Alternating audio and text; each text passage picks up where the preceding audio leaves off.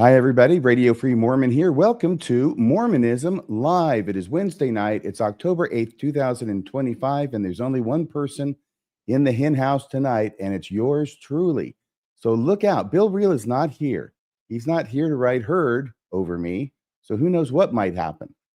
It's a funny thing happened on the way to the show tonight is that apparently all the internet in about a third of Cedar City went out at the same time, and as fate would have it, not only does Bill live in Cedar City, yes, he lives in that third of Cedar City. So what he has done is he has grabbed his laptop, he's hot-footed it over to the nearest library. He's tried to find they have these little private things, by the way, thanks to Rebecca Biblioteca, the librarian, for bringing that possibility. And so he was in one until like 6 o'clock Mountain Time, just a couple minutes ago. And apparently he can only do it by like the hour and a half, and that time was up, and so he has to find another one. Anyway, that's how they do things at the library. So he's trying to find another one of these rooms, and once he gets in there, he's going to get set up. He's going to come in, and he's going to join us on this really, really exciting Mormonism Live. Exciting for more ways than one. What we're talking about tonight is the next president of the LDS Church, Dallin H. Oaks. There's been a lot of things going on about him in the press. You could say it's the honeymoon phase, right? We know he's going to be the president, but he hasn't actually become the president. So they're running a lot of puff pieces about Dallin Oaks. What we thought we would do tonight is supply their deficiency by showing the other side of Elder Oaks' record, which really is remarkable. Once I started getting into it along with Bill, I found that there were 10 things that President Oaks has done that are certainly worthy of reporting on tonight to give you the other side of the story. So let me see what we have here first, and I've got them all. Here we go. Dallin Oaks, a closer look. This is one of the thumbnails from said puff piece about President Oaks, with which the internet is teeming. Getting to know you, getting to know all about you. You see how sweet he is? He's so wonderful. You just want to pinch those little cheeks. And here we go. Number 1 of 10. Number 1, the Gay Marriage Opposition Memo, 1984. Elder Oaks was made an apostle in April of 84. And 4 months later, in August of 84, as an apostle, and of course, as an attorney, he authored this memo about the way he said would be best for the church to try and keep gay marriage from getting passed in the legislatures, and if they were, then to have it defeated and overturned on appeal, and what the church's position should be in that. Now, that's the first one. I was counting on Bill being here for that because that was actually his. So maybe we'll come back to it. He may have a few more things to say about it. But that's number 1.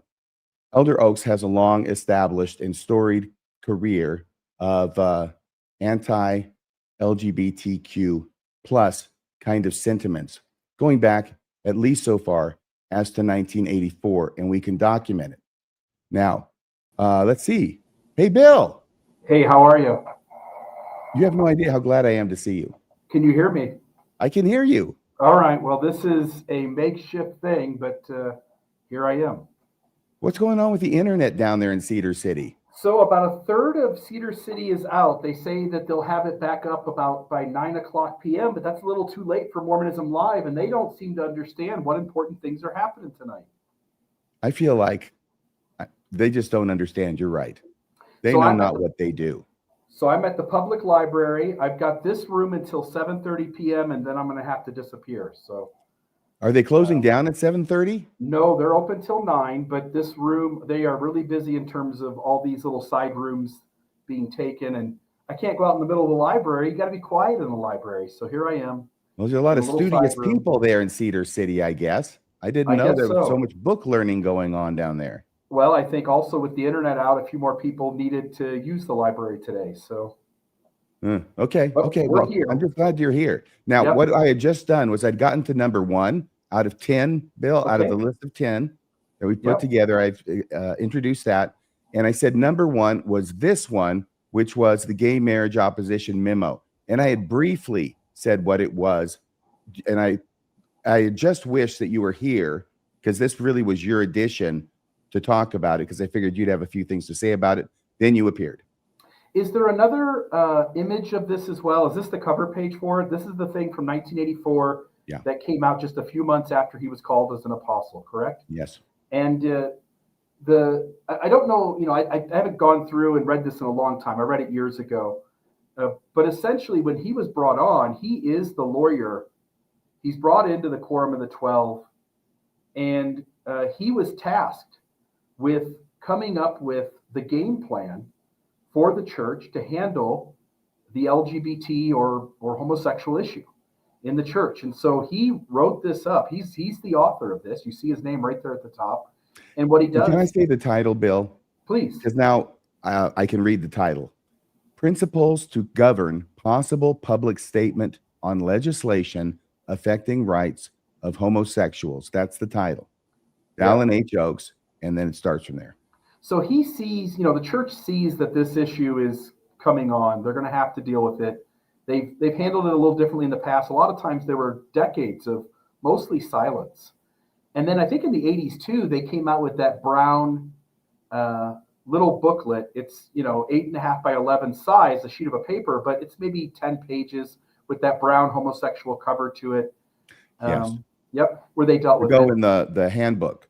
Yep. For every bishop's handbook and every church leader's handbook. Yep, an addendum to the handbook, and it's a separate little booklet. And so he was tasked with writing up the game plan of how the church was going to handle the LGBT issue. He comes up with this, and if you read this, the church follows this. This is his hobby horse. This is his puppy, and this was the thing that he came to the church leadership being able to benefit the brethren immediately. And I can't help but think he's proud of it, especially as we get further into this episode and we talk about other moments, such as the interview with the church where him and Lance Wickman are asked questions about this issue. I can't help but think that this has been the thing that they've always looked to Elder Oaks to deal with, is the LGBT issue. Yes. Thank you for that. I'm so glad you got here to add that. That was very important. Yep. Number 2 on our list of 10, how to treat children who are gay. By the way, this is the same picture I have of Elder Oaks on each of these title slides. I wanted to make it special. So number 2 has its own slide, same with 3 and so on. Number 2, Elder Oaks tells us how to treat children who are gay. And here's a quote from him. Do you want to read that, Bill? I can also imagine some circumstances in which it might be possible to say, by the way, I'll just note, this is the one I was talking about. Lance Wickman, former general authority. I don't know what he does today in the church or outside of it, but he's a 70. And Dallin Oaks, the two of them are interviewed by the church in some capacity. It makes itself onto the church's website. And it's still there today, by the way. So I was out for a walk today with my girlfriend. And as we're walking down and we were talking about, she's like, what are you guys going to cover tonight? And I was telling her about the story, and I was telling her about this interview with Lance Wickman with the church. And I said, if she goes down, people change. This was a long time ago. And I said, sure. But also, if you change, generally you acknowledge that you've changed. And you go back, and if you've said something really awful in the community, you go back and you put some sort of asterisk next to it, and you say, hey, I've changed. Things differ.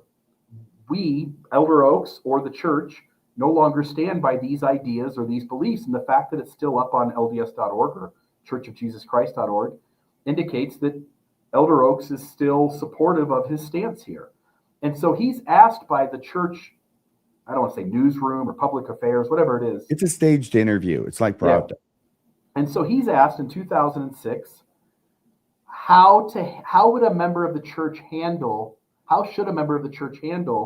having a gay child? Yeah, see, here it is right there on the next slide. So that's the exact question. It is. At what point does showing that love cross the line into inadvertently endorsing behavior? If the son says, well, if you love me, can I bring my partner to our home to visit? Can we come for the holidays? How do you balance that against, for example, concern for other children in the home? First off, Why do you have concern for the other children in the home? Being gay is not contagious, number one. Number two is, I have to imagine if you have a child and you want to show love, you don't have to agree with somebody to go so far as to let them stay at your house for the weekend or to introduce them to your friends. You know, I have certain political persuasions. I have people in my family who have the opposite political persuasion. I don't not let them stay with me. I don't not show them, introduce them to my friends. That's ridiculous. So Elder Oak's response is, that's a decision that needs to be made individually by the person responsible, calling upon the Lord for inspiration. If he had stopped it there, it would have been fine, but he couldn't stop there. He had to put his thumb on the scale. Yeah. And so he continues, he says, I can imagine that in most circumstances. Now, if you're a member of the church, you realize immediately that that's the approved answer, because this is the answer he imagines, an apostle of the Lord imagines you would give in most circumstances. So that the parents would say, quote, please don't do that. Please don't put us in that position. Surely if there are children in the home who would be influenced by this example, the answer would likely be that. There would also be other factors that would make that the likely answer. I can also imagine some circumstances in which it might be possible to say, yes, come, but don't stay overnight. Don't expect to stay overnight. Yeah. Don't expect to be a lengthy house guest. Don't expect to take you out. Don't expect us to take you out and introduce you to our friends, or to deal with you in a public situation that would imply our approval of your partnership. It's just your kid, and it's just their romantic partner. You don't have to say anything about homosexuality. Just love your kid. Let them come to dinner. Let them stay at the house at the weekend, and cherish the time to spend with your child and to build connection with a relationship. Yeah, this answer is not aging well, and yet it's still found on the church website today, October 8th, 2025. Yeah, and he tries to fix it at the end by saying there are so many difficult there are so many different circumstances. It's impossible to give one answer. I'm going to remove the comments here for a second. It's impossible to give one answer that fits all. Now, he just said basically there could be lots of answers in lots of circumstances, but then you go back to the beginning where he says, I can imagine that in most circumstances, the parents would say X, Y, Z. Yes. This is homophobic and hateful. Well, what he's done, it's very obvious to me that what he's done is he said, I'm not going to put my thumb on the scale.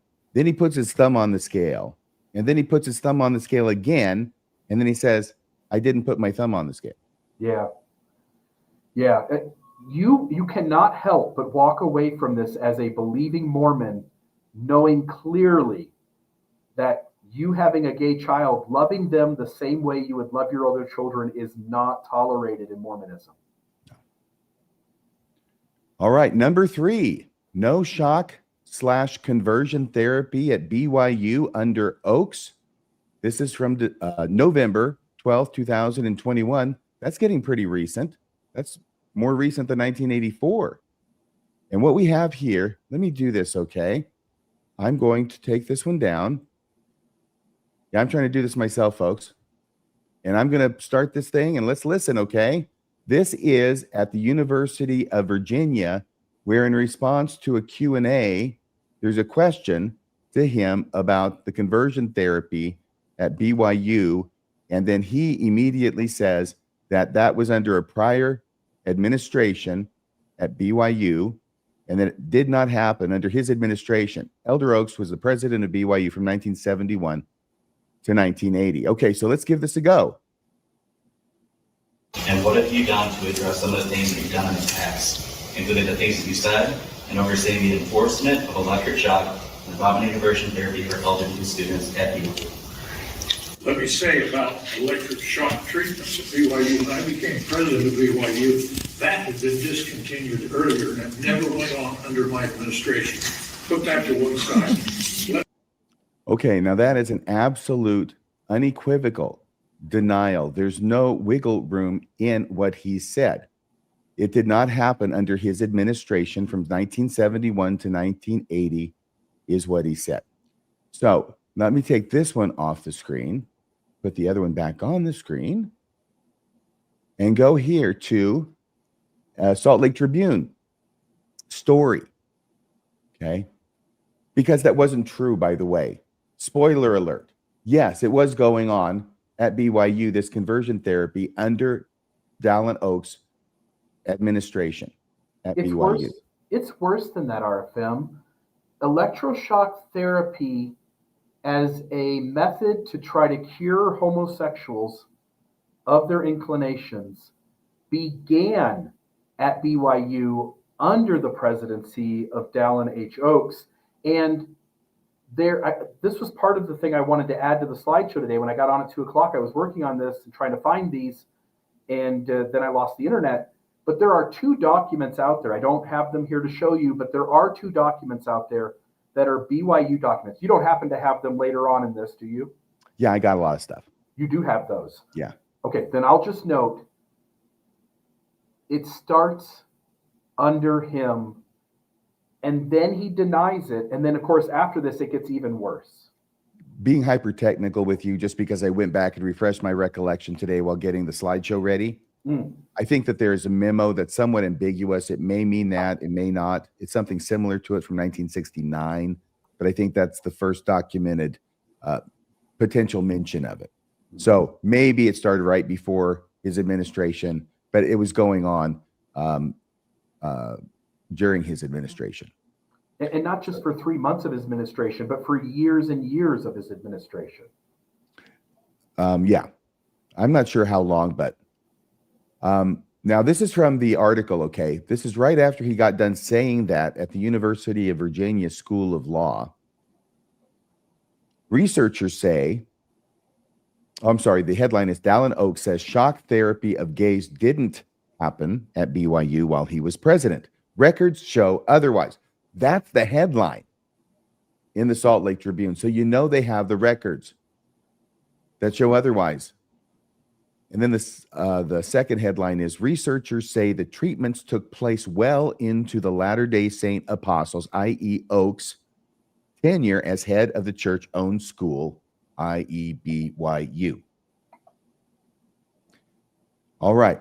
And this story was from November 16th, 2021. Peggy Fletcher Stack. In a landmark speech Friday at the University of Virginia, Latter-day Saint apostle Dallin H. Oaks said he had recently come to understand better the distress of persons, including LGBTQ individuals, who feel that some religious believers invoke the U.S. Constitution to deny rights to others. So he did okay with that question. This question, not so much. The address was hailed by some as a step toward empathy by Oaks.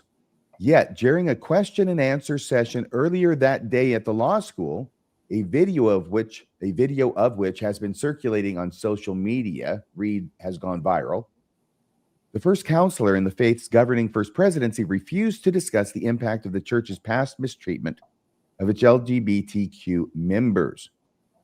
Oaks categorically denied, here we go, Oaks categorically denied that BYU had used electroshock therapies on gay students during his tenure from 1971 to 1980. When I became president of BYU, that had been discontinued earlier. They're quoting him from the clip we just played. Oaks said in answer to a question about those treatments, and it never went on under my administration. According to researcher Gregory Prince and others, that statement is demonstrably false. This is in the Tribune. They're not quoting somebody.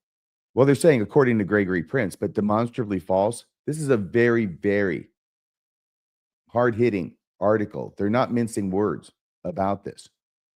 In his 2019 book, Gay Rights in the Mormon Church, Intended Actions, Unintended Consequences, Greg Prince has written a whole book about this. Prince cites university-approved research in 1976 by then BYU graduate student Max McBride with 14 gay subjects. The male subjects were hooked up to monitors that measured their arousal when shown photos of nude men or women. In other words, Yes, conversion electroshock therapy was going on at BYU under President Oaks' administration, if 1976 comes between 1971 and 1980. The article goes on. Oaks declined to comment on the discrepancy between his memory and the research. Church spokesperson Doug Anderson said Monday. So Doug Anderson gets up there and says Oaks has declined to comment. He's taken the fifth. The church representative then pointed to the faith's 2016 public statement. Oh, look over here. Reinforced several years earlier about so-called conversion therapy. Okay, so there's a 2016 public statement that they put out saying we don't like, conversion therapy. So he just refers people to the statement instead of answering the question. This one is remarkable to me because we all look, it's open and shut. There's no question. There's no question, but that conversion therapy was going on at BYU between 71 and 80 while Oaks was the president. There's no question but that he said unequivocally that it was not. Now, I can understand, okay, I can understand saying something. You're up there on the stage. You've got questions and answers. It's kind of a gotcha question. And him stumbling and goofing up. He shouldn't have lied, regardless. I mean, that's more than just goofing up. But, I can give a person a little bit of leeway on that because I know, it's difficult. I say things all the time that I don't mean to say. And I could understand that. But the problem is that after it was all over, he was presented with the evidence that showed that he was wrong when he denied it. And he refused to correct the record. He said, I will let my original statement stand, even though I know it's not true. Can I just add here? We all have the right to make mistakes at earlier points in our life. And the church has articulated a shift away from the kind of approval they gave at the time to BYU shock therapy. And I went ahead in the slideshow and I saw that you do have documents. I think these are either one I think I added, maybe another one you did, but these aren't the ones I'm talking about. There are two documents out there where it shows that Elder Oaks was copied on conversations around this issue. Now, fast forward, you point out a great point. He could have just forgotten. Many years ago, I don't think he was directly involved in terms of initiating the program or approving it per se. That would have come. I can't hear you, RFM. That would have come from above. We're saying, and other universities were doing it too. As atrocious as it is, It wasn't just restricted to BYU. Nope. And he comes in as BYU president, and the church wants to do this thing, and he's a loyal guy. He's got no other choice but to go along with it. So let's just assume he isn't a big fan of it. Or he was, and he's changed. Here's what bothers me about this. People got affected by this, and now years later, you're being asked about it, and maybe you forgot, but you answer in such a way as to put that question off to the side, not have to deal with it. You did the thing that either way you really preferred, which is not to have to confront it. But now somebody's got the evidence, and you're being asked by a major newspaper about your involvement. What does it say about the spiritual leadership in Mormonism when the people who preach and teach humility and honesty and accountability, when he runs as far from dealing with it as he can? As an ex-Mormon who no longer believes, I was just severely disappointed in a human being who's still trying to hide his sins and avoid accountability for what he said and done, and doesn't want to go there because his own defensive walls are up and his own need for self-protection is bigger than any healthy, grown, mature spiritual leader that he wants to pretend is inside of him. And this is 6 years ago. Yeah. This isn't 1984. Yeah. Well, in some ways it is, but especially if you're a Mormon. Yeah. You had added this document. On the left is that article that I read from the Salt Lake Tribune, and on the right is a different document, and then you have it down here. Yeah, I only added it as a placeholder so that today I was going to go find because I couldn't find them a couple days ago when I was doing research for this. And so I was going to find them today, but there are two documents out there, and there is, and again, I'm going to stammer here for a minute. There is a PDF out there where a bunch of people behind the scenes have done the work to document the church's timeline and all the things it's been involved in with the LGBT issue from beginning to end, all the way back to early leaders and their comments to the modern moment. And Elder Oaks' time at BYU as its president with the electroshock therapy was part of that. And in there, they have links to these documents, if those links still work. And I was trying to track all of this down. But there are documents with Elder Oaks being carbon copied by other leaders having conversations about this program at BYU. And for him to say he didn't know about it would just wouldn't be true. He's the president of the university. Sure as hell he knows that's going on. And he certainly did when he declined to correct the record. Yeah.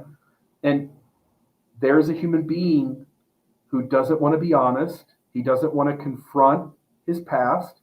He doesn't want to be accountable to the people he's harmed. And that's the person you're now looking to be the mouthpiece of God for the church. Well, we're ready for number 4 now. Number 4 in our list of 10. The LDS Church does not apologize. I'll bet you knew that would be on the list here somewhere. Yeah, I wish I had my roadcaster. It's wrong to criticize leaders of the church, even if the criticism is true, is one of them. But then this one stands out.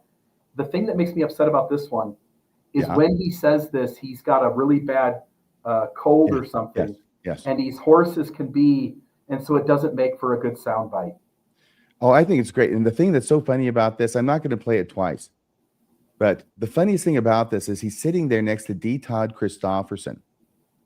And D. Todd is pouring on the body language so bad to show how uncomfortable he is with what Elder Oaks is saying. Elder Oaks, of course, being the senior apostle to him, he can't say anything. And he is just giving off all of these signs that he wishes he were anywhere else in the world except in that room on that camera with Elder Oaks. And that's the highly entertaining part of it. But here we go. The January 2015 Salt Lake Tribune video interview with Elder Oaks. In a Tribune story that we published on Tuesday, Elder Oaks, you were quoted as saying that the church doesn't seek apologies and we don't give them. And of course, this sparked a whole storm on social media about those who wonder how this view comports with Christian theology. Again, wanted to give you an opportunity to respond to that. I'm not aware that the word apology appears anywhere in the scriptures, Bible or Book of Mormon. The word apology contains a lot of connotations in it and a lot of significance. We do not seek apologies. When our temple was desecrated in California, when people were fired and intimidated, when a lot of other coercive measures were used, we sought no apology. That's what I meant by saying we don't seek apology. We think that the best way to solve these problems is not a formal statement of words that an apology consists of. And there it says, I know that the history of the church is not to seek apologies or to give them, Oaks said in an interview. We sometimes look back on issues, and I think that was just the same thing he just said. Okay, so there we go. Boy, that's just like yesterday. That's just a little over 10 years ago. I remember that. That's like a trip down memory lane, isn't it, Bill? When he says, when people were fired or reprimanded, we didn't ask for anyone to seek an apology. I just want to note that how many times in church history have the leadership fired or reprimanded people in their university, sent students, disqualified students from their education and took all of their accumulated credits away? What he's basically saying is, we're going to be an asshole and they can be an asshole and nobody's going to make anybody apologize for it. Again, he comes from a really unhealthy place.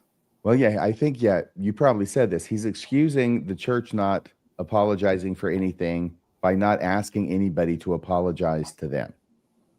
It's nice work if you can get it.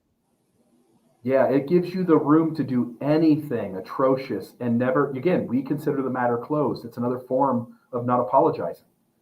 This is the church that people love and think is so true, and it has all the keys and the priesthood, but at every turn, these leaders, Elder Oaks especially, these leaders are just the unhealthiest kinds of egos and inner workings that you can have in a human being. And you're talking about a fellow lawyer, I'll have you know. Yeah, I'll take you every day of the week and twice on Sundays. Well, thank you very much. I appreciate that. I look forward to it as well. Great. Okay, here's number 5. No criticism of church leaders allowed. You knew we'd have this as well. If he were Paul Anka, it's like he's got all these hits, you know, and we're singing them tonight in Las Vegas, okay, in honor of Elder Oaks. He's got so many hits. He's got 10 #1 hits. No criticism of church leaders allowed, even though Cardinellis was not aware that this was apparently something that he had said until the entire audience informed him. Here it is. It's wrong to criticize leaders of the church, even if the criticism is true. He has said this in a number of venues, and we've got at least one clip, okay, because he's famous for this. This is Dallin H. Oaks from an article titled Criticism in the February 1987 Ensign. That's what the Liahona used to be. He says, evil speaking of the Lord's anointed is in a class by itself. It is one thing to depreciate a person who exercises corporate power or even government power. It is quite another thing to criticize or depreciate a person for the performance of an office to which he or she has been called of God. It does not matter that the criticism is true. That was the point I was laboring toward there, right there at the end. It does not matter that the criticism is true. You don't get to criticize church leaders, which means him. What he's saying is you can't criticize me even if you caught me doing something. Yeah. What kind of accountability can you create in any system where you're not allowed to shine a light on anything the leaders do that they shouldn't have done, or even to raise concerns about what looks like unhealthy behavior? They want all of those workings to be quiet behind the scenes, and in that format, they have the room to punish you, but you have no room to punish them. There are some people that would think that a system like that is destined for corruption. It seems like you're making a rule that allows them to be corrupt and protects them from having to account for that.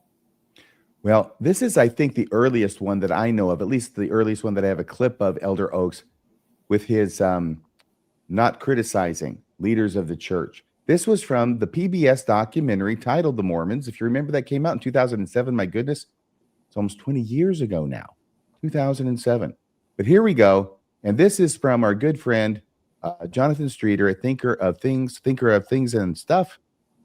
And I got a few clips from him. To investigate the struggle between Mormon scholars and the authority of church leaders. It's wrong to criticize leaders of the church, even if the criticism is true. It's wrong to criticize leaders of the church, even if the criticism is true. There you have it. You know, if this weren't from 2007, people would be saying that's a deep AI fake or something. Yeah, I think any system, in order to be a healthy system, has to allow for the general members of that system to raise concerns in front of the general membership of that system about any perceived unhealthiness of the officials, the board of directors, the Quorum of the 12 Apostles, or the pastor up at the pulpit. Yes. Usually, if we trust people to monitor their own behavior, we trust in vain. Yeah. So the next one is number 6, no loyal opposition. And also, you remember this quote, don't you, Bill? No loyal opposition. Yeah, Okay. questions are honored, but Opposition. opposition is not. Yeah. Yeah, and I did the longer version of this because right after it, he admits there's no good answers to a lot of church history stuff. But you just got to have faith. Okay. So here is the clip with both of those parts in it.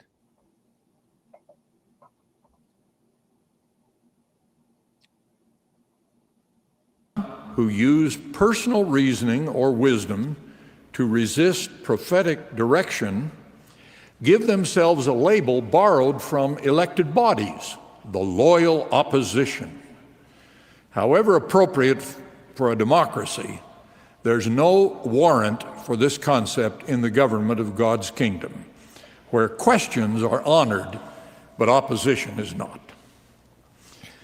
As another example, there are many things in our early church history, such as what Joseph Smith did or did not do in every circumstance, that some use as a basis for opposition.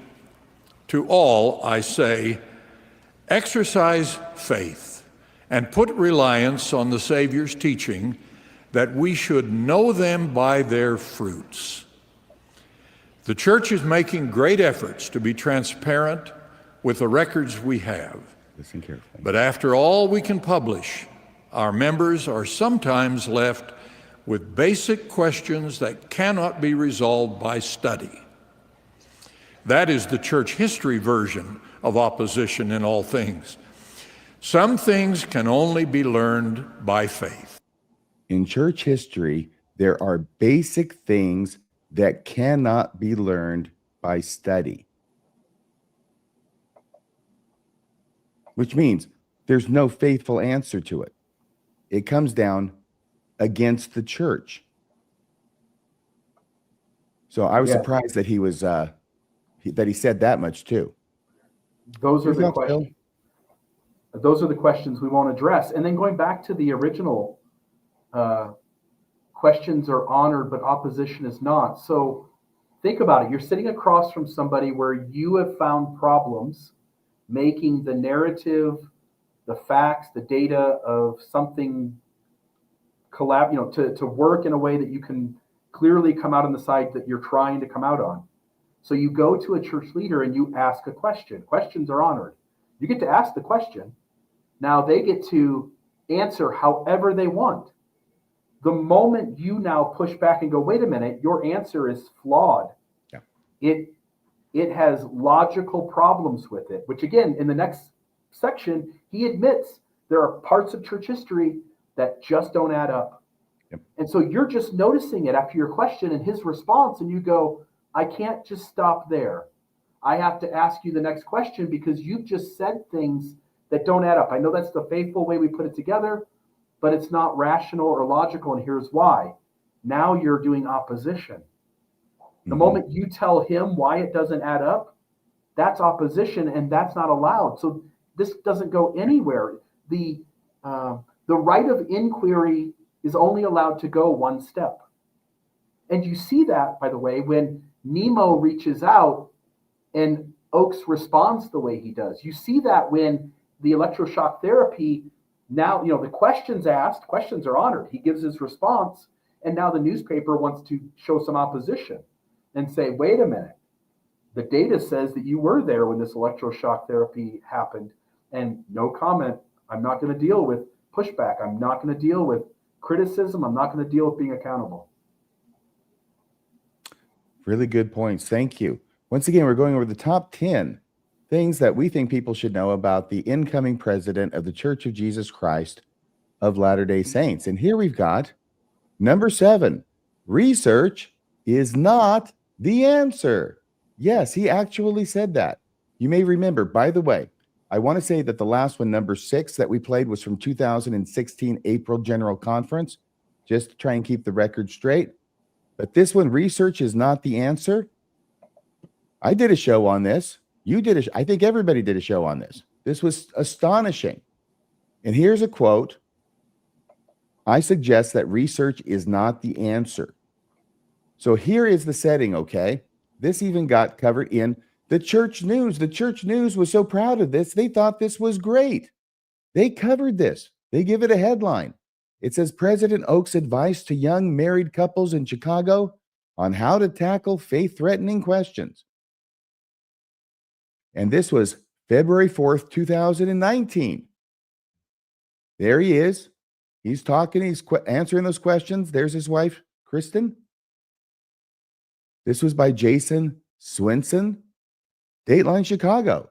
Young married Latter-day Saints are serving on the front line in matters of great consequence to the church. He acknowledged that some Latter-day Saint couples, Latter Saint. This is the church news. The church news says he acknowledged that some Latter-day Saint couples is what they meant to say, face conflicts over important values and priorities. Matters of church history and doctrinal issues have led some spouses to inactivity. Some spouses wonder how to best go about researching and responding to such issues. So what does Elder Oaks tell them to do?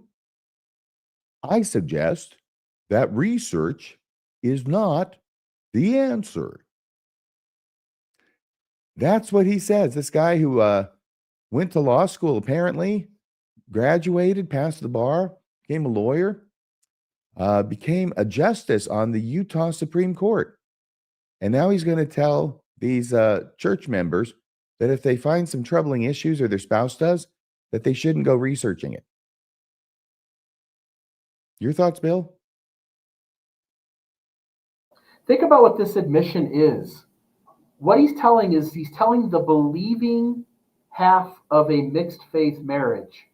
He's telling the believing wife, the believing husband, when you have a spouse who can't make the church facts work, who just has lost their testimony and is, making note of the things that don't add up for why they can't believe again. And this person's asking for like, hey, help me solve this. What do I do? And he's saying research isn't the answer, because he clearly understands that if everyone of the believers in a mixed faith marriage went and did the research, what will end up happening is many of them, way more than he would want, are going to lose their testimonies and leave the church. I can't hear you, RFL. Yes, it was astonishing. Every now and then they tell the truth. And more often than not, it's in these less formal settings. Question and answers, they don't have those in general conference. For a reason, I expect. Here we go. Number 8. Elder Oaks admits not only that he's never had any heavenly visitation, but also neither has any member of the First Presidency or any of the other apostles. This occurred in January of 2016 at a youth fireside in Bellevue, Washington. That's over where the temple is. In case you don't know, the Seattle temple is in Bellevue. Elder Oaks acknowledges that none of the top leaders of the church even claim to have had a direct visitation by any heavenly being, but all obtained their testimony like dust gathering on a windowsill. Perhaps one of the most unfortunate metaphors in the history of unfortunate metaphors. But here he is. No, I'm sorry. This is a quote from what he said. We have the tape too, and we're going to play it. Can you read this part of the quote, Bill? Is that okay? Yep. I don't think we'll get it, a testimony, like Paul did on the road to, and of course it's Damascus, where an angel appeared to him, where Alma the Younger had a startling experience. The Lord used a few of those kinds of experiences, and they're recorded in the scriptures to catch our attention and teach us the answer. But I've never had an experience like that, and I don't know anyone among the First Presidency or the Quorum of the 12 who've had that kind of experience. He's telling you, we don't actually talk to Jesus. We assume we've talked to Jesus at best because of a feeling or an impression, but we've had nothing happen that would be so dramatic as to know for sure that you have met an angel on the road to Damascus. Not only have we not seen Jesus, we haven't even seen, the angels. We haven't seen the flying monkeys. We've seen nothing. Now, here is the next slide, which has on it this audio clip, which someone, I'm presuming a young adult, either was taking while he was talking back in January of 2016. So we can listen carefully, of course. There's background noise, but we can hear what he's saying pretty darn clearly.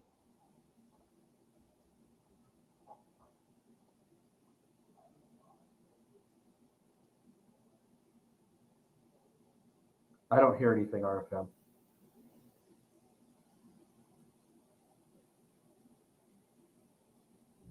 I don't hear anything.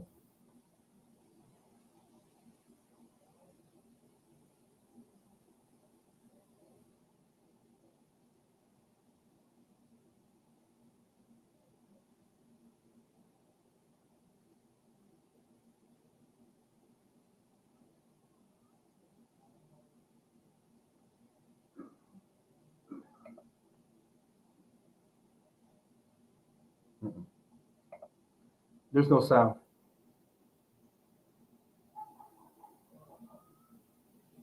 Hang on a second. I'm hearing that there's no sound. There isn't. There's no sound. There isn't. Do you know why that would be, Bill? I can hear it here. Could you not hear it, Bill? Add to the stage. You've got the wrong slide up. So you take this one down. Yep. Add that one. Add the one. No. Add the one on the far right. Yep. No. Let me add it. Yeah, This one. Push play on it now. Go back to the beginning of it. Okay. So thank you for letting us know out there. No worries. Yeah, I can hear you. My question is, what should we pray for to receive this same testimony, if not conversion, that Alma the Younger experienced for our friends that aren't Muslims? Thank you. I missed the words Alma the Younger, without which I couldn't understand that very fine question from Heather.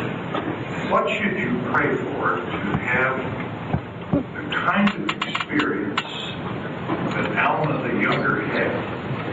I don't think you're likely to have the kind of experience that Alma the Younger had. Remember, he had a miraculous appearance of an angel and really got hit over the head spiritually.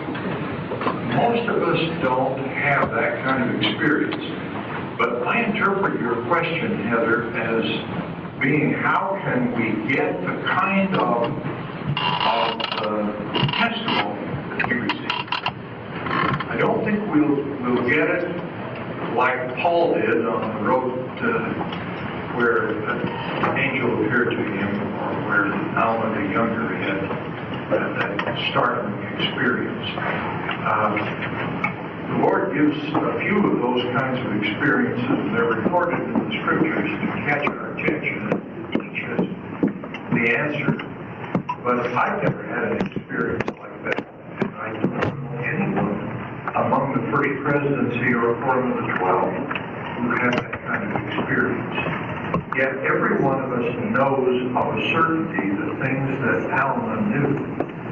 But it's just that unless the Lord chooses to do it another way, as he sometimes does, for millions and millions of his children, the testimony settles upon us gradually like so much dust on a windowsill, or so much dew on the grass. One day you didn't have it, and another day you did, and you don't know which day it happened. That's the way I got my testimony. Like dust on a windowsill. He gives away the game. Mormons are inculcated to believe that the apostles have had a personal meeting, at least one, with Jesus Christ, and if not the apostles, definitely the prophet, on a regular basis. There are stories that circulate among the church members to buttress this idea, such as a janitor in the Salt Lake City at night going and making the rounds. The janitor is the only one other than the president of the church who has the key to the Holy of Holies, or at least so the story goes. And then going by the Holy of Holies one night and seeing that there's a light coming out from underneath the door, and he can hear the sound of two men talking. Yeah. Raise your hand if you've heard of that one. Put a Y in the live chat if you've heard that story. All right. But he's giving it away.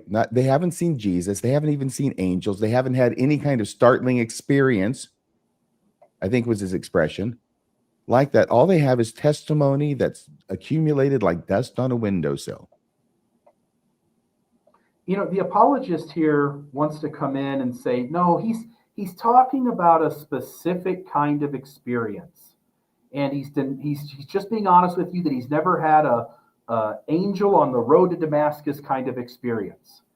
But we all recognize if he's literally spoken to the Lord Jesus Christ, that is so significant as to absolutely not only justify, but be the most reasonable way to approach this question is to not say that you've never had anything like it. That seems absurd to me. I can't hear you, RFM. Thank you. I'm trying to get my driver's permit. I'm glad my parent is with me in the car finally. I was driving around the parking lot for a while just by myself. But anyway, this whole thing about Elder Oaks and here not having seen Jesus or angels. No, they haven't. He gives it away, like I said. They haven't seen anything. And it's a shame. It's really a shame that he says it. My point was that the reason I think he coughed this up is not only because it's an informal setting. It's not just the informal setting. It's because he was not asked the direct question, have you seen Jesus? They have their answer all ready to go in their holster for that one. You want to repeat it with me, Bill? We have been instructed not to share our most sacred experiences. That's the answer that they give you when they haven't seen Jesus, but they want you to think they've seen Jesus. The thing is that this young woman, this lady, this gal who asked the question, didn't ask him that. What she asked was, what can I do so that I can have an experience like Alma the Younger? That was brilliant. I don't think it was intended. I don't think she was being calculating in her question, but it was because it was not direct that it ended up getting him to elicit something that I don't think he ever would have been divulged if he'd been asked the direct question. Yeah, but his response, as we've already said, is so telling. He essentially says, don't bother chasing such an experience down. Not only will you not have it, we've not had it. Oh, did he say that too? Doesn't he essentially say that? Isn't his response to say? Yeah, I'm sorry. I didn't know. You looked like you were reading something. I didn't know if that was a transcript from later on. No, I'm saying you can fairly, reasonably interpret from that his response is, do not go chasing the angel on the road to Damascus kind of experiences. Yeah. You won't have it. Right. And in fact, we've not had it. Right. Right. You see, he went too far there because what he's trying to do is dumb down our expectations. This is a lot of what apostles do. They try and dumb people's expectations down because they think that maybe the scriptures mean what they say. In church history, things actually happened like miraculously, and maybe that's not so different from today. If they do similar things will happen. No, we got to dumb those expectations down, okay? Because God's not doing a lot of miracles nowadays. It's a good thing they got rid of Satan, the figure Satan, in the temple in 1990, because I think that's what he talked about, wasn't it? That God doesn't do any more miracles today? Or is it his Protestant minister? I think it's also important to note, RFM, the brethren today will only, again, general conference every 6 months, very controlled spaces with the church managing the interview itself. The only time they put themselves into any sort of public forum where any degree of open questions can happen, and even that is carefully shaped so that the questions are hand selected, and the leader is given time to say to prepare the answers to the questions.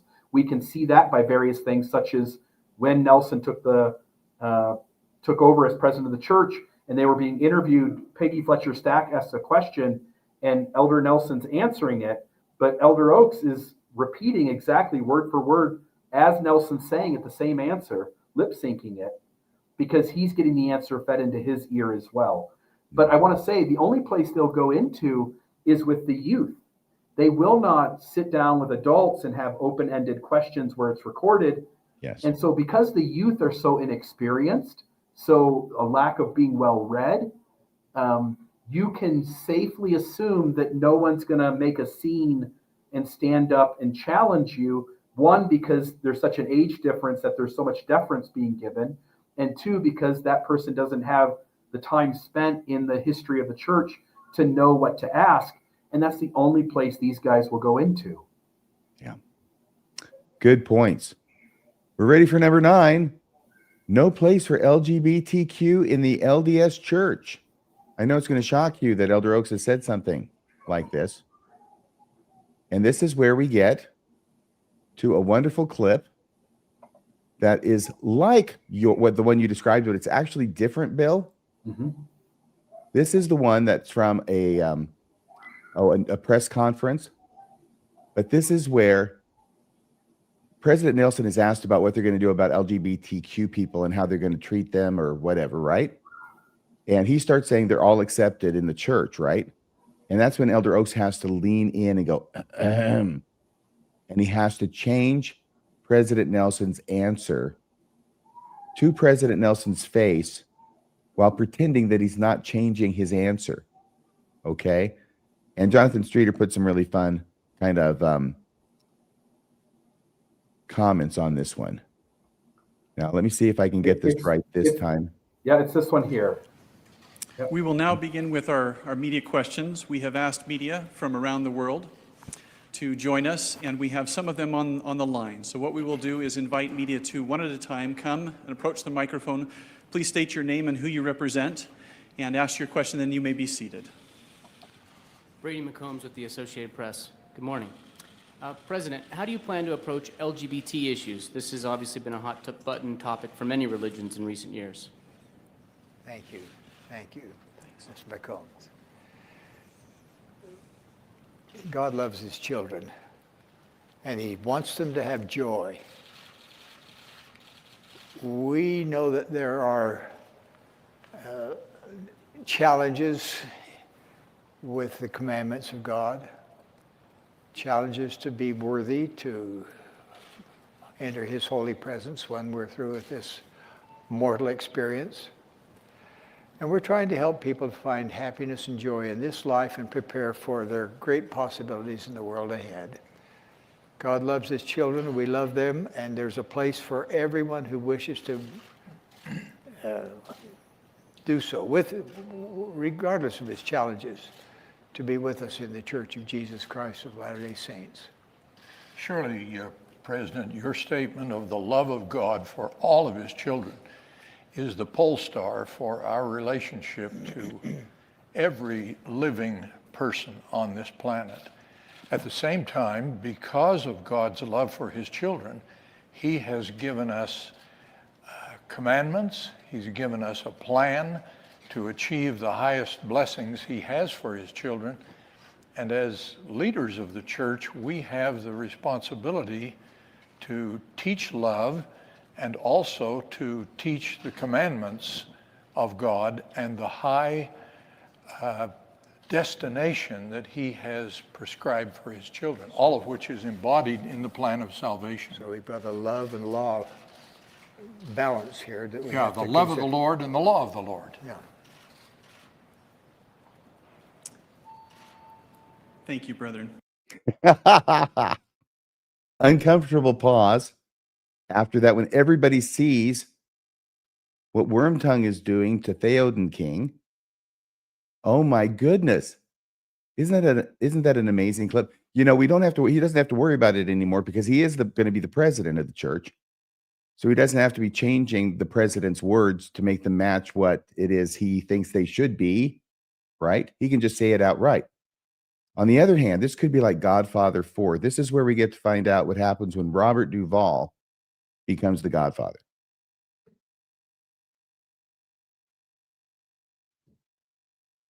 Yeah, not just being the consigliere, huh? Yes, Yeah. exactly. What happens when the lawyer takes over? It is interesting that he clears his throat, Nelson stops on a dime, and then awkwardly embarrassed, a little bit embarrassed maybe, starts to sort of edge into reframing the answer as to leave more room for something other than what he directly said. And then Oakes isn't happy with that to the point where he has to come in and clarify it even further. It's amazing, isn't it? Wow. I guess we all know who's been running the church for a while. Yeah. I mean, wasn't this when President Nelson became President Nelson? I think so. And it's at that same conference, by the way, if that's where it's from. Yes. It's that same one. If you go back and listen to where Peggy asked her question, you'll see Nelson say his answer, and Oakes is lip syncing it exactly as Nelson. It's not like Nelson saying it and Oakes is hearing Nelson say it. Oakes is hearing it from the same source that Nelson in his earpiece is hearing it. Yes. And Nelson saying it and Oakes is lip syncing it at the same time. Right. It just ends up being rather amusing. Yeah. Kind of life imitating art. Yeah. Here's number 10. Number 10, gospel teachings about lying. This is 1993. This is an address that was given by Dallin H. Oakes at the J. Reuben Clark School of Law, which was subsequently printed and published so that we can have it today. He gave a talk, not called Gospel Teachings About Telling the Truth, not called Gospel Teachings About Being Honest in All Your Dealings with Your Fellow Man. No, he titled his talk, Gospel Teachings About Lying. At this point in the show, I feel like people's got to look at this and say, you're just pulling a fast one because this can't all be true. Yeah. There's no way that Dallin H. Oakes gives a talk that's called Gospel Teachings About Lying, in which he then, to the assembled student body of lawyers in the making, he gives all these different ways that you can lie and justify it. Seriously, that's the point of his talk. Do you remember this one, Bill? Yeah, think about it from this point of view. If you're in a system that requires you to be deceptive and dishonest, you have to find a way to justify it. You don't want to just be a POS. And how does the church true if it requires its leaders to just be unhealthy, deceptive people? So you have to make lying a gospel principle where under certain conditions, under certain context, it is perfectly allowable, and even you are responsible to distort the truth and lie to the person who is hearing your message. Yes, I feel the spirit, even just hearing you recapitulate it. Yeah. Now, after this was over, I did a show with Jonathan Streeter about it. It went on his channel, went on my channel. It's much better on my channel. But after it was all over, Jonathan Streeter put together the top 10. He has 10 ways. These are actually derived from his talk. They're funny, but they're accurate. This is Dallin H. Oakes' Rules on Lying, and it's sort of patterned after George Costanza. Okay, this is from his talk. So you get all of these just in one example, number 10, okay? Number 1, it's not a lie if you are silent for a season. Number 2, it's not a lie if you can rationalize it. Number 3, it's not a lie if it's for a cause, presumably a good cause. 4, it's not a lie if it's too sacred to reveal. Number 5, it's not a lie if you don't have a positive duty to tell the truth. Number 6, it's not a lie if someone else is supposed to reveal the truth. Number 7, it's not a lie if the truth would incriminate you. Number 8, it's not a lie if you tell part of the whole truth. Number 9, it's not a lie if you are under commandment not to tell. And number 10, it's not a lie if you covenanted to keep it secret. You can get away with anything. Yeah, that's the whole point. Yeah. Yeah, just show him anything he wants to lie about, and he can easily find at least one exception, one rationalization for it in this list.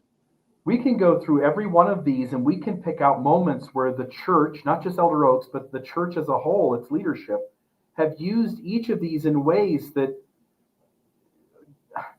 would seriously point to the immorality and bad ethics of every leader who's been at the top of this church. I mean, silent for a season.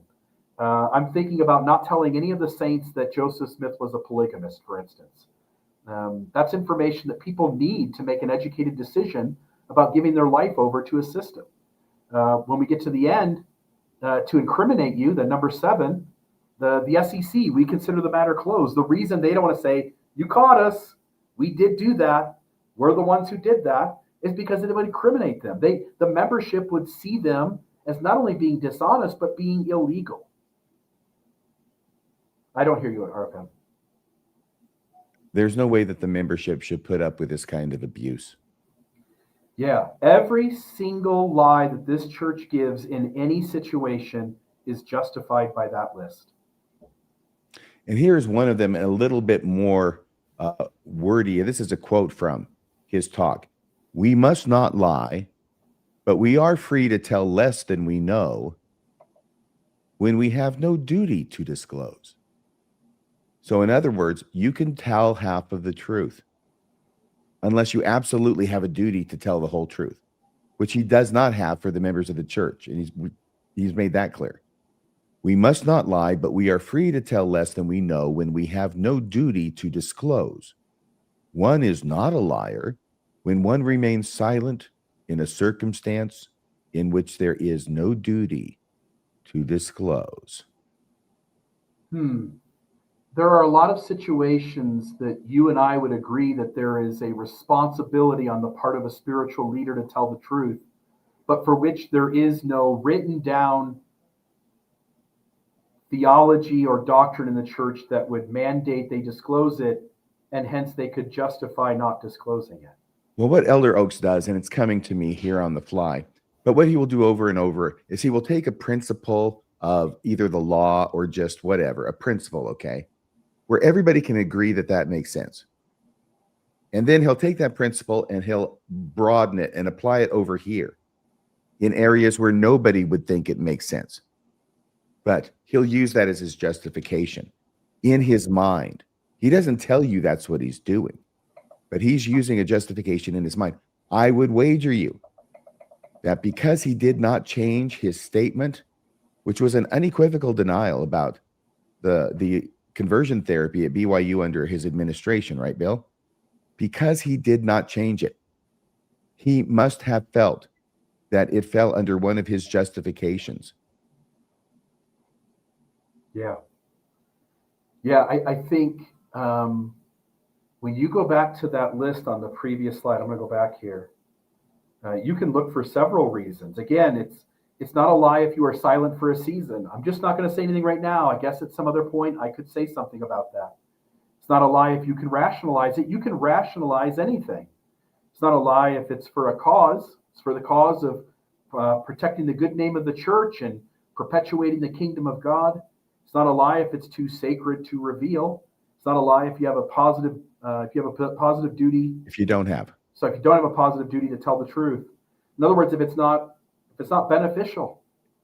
You can use all of these in ways that any normal thinking person would go, that's not okay.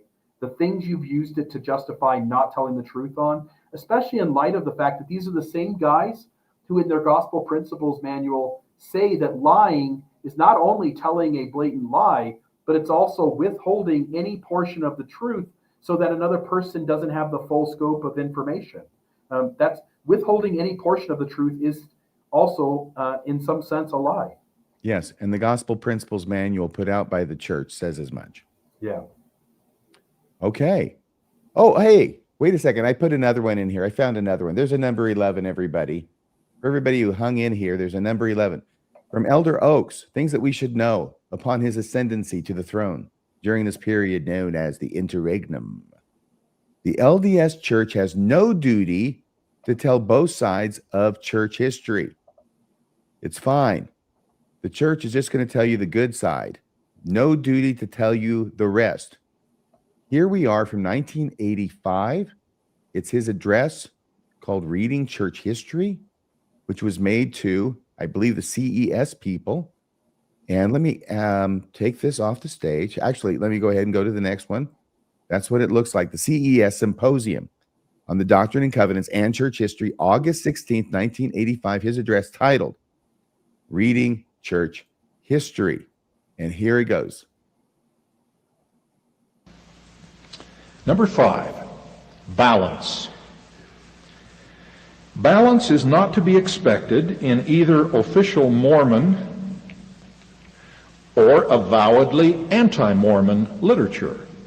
Neither has any responsibility to present both sides. But when supposedly objective news media or periodicals run a feature or an article on the church or its doctrines, it ought to be balanced.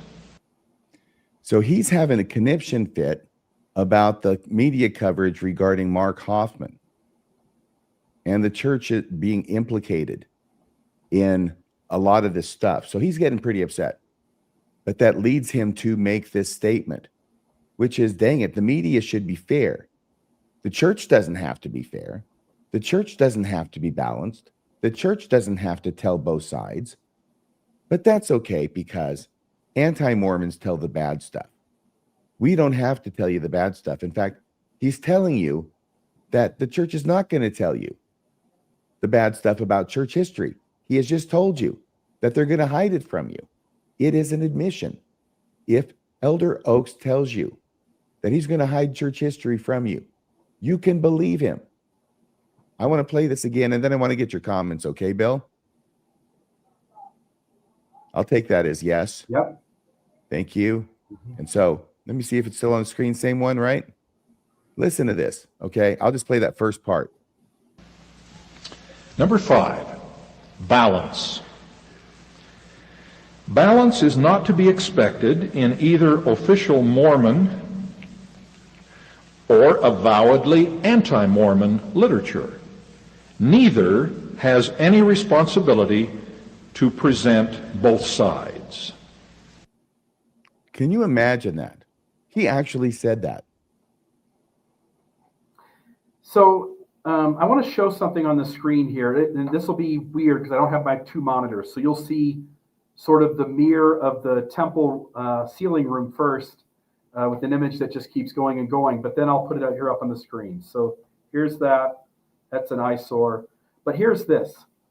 There's a written copy of this talk out there. Yes. I don't know if this makes it better or worse, but it says it differently. He starts off by saying, number 5, balance. This is the written version. Balance is telling both sides. And he's right. Balance is transparency. Balance is honesty. Balance is informed consent because you're informing people of both sides of an argument. Balance is telling both sides.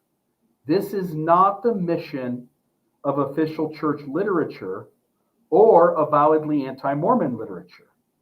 So I'll just note there, I think it's such a strange thing. As you point out, he tells you the truth. Just believe him. He's telling you that if there are issues out there where the critic has shown that the church doesn't add up, it is not our responsibility to confirm that exists. It's not our responsibility to inform you that it's out there. It's not our responsibility to help you find out that there is a other side of the story and that there may be some credibility with it. That is not our job. No, our job is to tell the whitewash side of the story and then tell you, don't read that anti-Mormon literature. Yeah. Yeah. Oh my gosh. Why? Because they just lie. Remember? They just lie. Misrepresentations. Right there, he's saying that they have the obligation to tell the other side of the story. And not only tell you not to listen to people who are sharing anti-Mormon literature with you, not to look at anti-Mormon literature yourself, but label the people who are trying to share the full scope of information and label them all kinds of things. Bruce R. McConkie talked about the dogs nipping at the wagon. Woof. What's that? Woof. Yeah. Lazy learners for people who find stuff and leave, the chaff among the wheat, the tares among the wheat, apostates. So you've had these guys poison the well on giving you the information to figure it out, and then self-admit that it's not their job to give you the other information either. It sounds like heads I win, tails you lose. It is. Okay, well, let's see here. That was this one. That was number 11. Is there? Oh, wait, there's a number 12. There's a number 12. Elder Oaks calls for more excommunications. You didn't think I'd forget this, did you, Elder Oaks? Remember when I did a Radio Free Mormon episode about this bill? Yeah. It was September 14th. It was 2024. It was Radio Free Mormon episode 363. May it rest in peace. And there was a listener to the show who had provided me a copy of a slideshow by Elder Oaks. We know it was by Elder Oaks because it had his freaking photograph on every slide. And this was presented to me by the listener as being the slideshow from a talk that Elder Oaks had given at a relatively recent leadership conference, which are otherwise quite private. So somehow this listener had acquired this copy of the slideshow, slipped it to me, and I decided, hey, I think my listeners might want to know about this. So I went through the slideshow and I read it, read the slides. Everything was in the slides. You know, I did my commentary, the normal stuff, right? Fantastic. We got done. And then what happened, Bill? We ended up being notified by YouTube that the LDS church had reached out to them and claimed that this was not fair use, that because you had used the whole thing, which, by the way, I agree with you, the whole thing needed to be shared so that people could make sense of it. But they requested that it be taken down, and YouTube agreed with the LDS church. I'll let you add to, but I actually think this was the best thing that could have happened. No, I think so too, because they were very kind to confirm the fact that, yes, this actually was Elder Oaks' slideshow. Yeah. If it weren't a slideshow, they wouldn't have any property interest to stake a claim on. No. So they admitted. Thank you, LDS Church. Brilliantly done, as usual. However, if you want to go, if you want to go to Radio Free Mormon, the website Radio Free Mormon, not the YouTube channel, and this is what this is a picture of right here. If you go there, if you go down and you push the play button, you can hear the whole podcast. Well, we know the SCMC is monitoring this, so we may as well give away the farm, right? I'm reading all the slides in the podcast. I'm just not showing them. Right? So, sorry. I guess that's okay. So you can actually listen to the entire thing over there on RFM 363 on the website, radiofreemormon.org. So this would be a natural expectation that President Oaks would definitely continue to up his call for more excommunications. His motto is that floggings will continue until morale improves. Yeah, I'm sure with more flogging, morale will get better eventually. Oh my gosh, yes. Well, let me see here. Oh wait, there's a number 13. Holy crap, this guy's got a long rap sheet on this guy. Those are the questions we'll avoid. You don't have that with you. That was from the promo. Okay, back in 2017, Elder Oaks and his dear departed friend now, Elder Ballard, had a joint face-to-face, they call it face-to-face, with the young adults. The youth, actually. It wasn't even young adults. It was the youth. Pretty soon it'll just be the primary kids. But here they were doing the youth.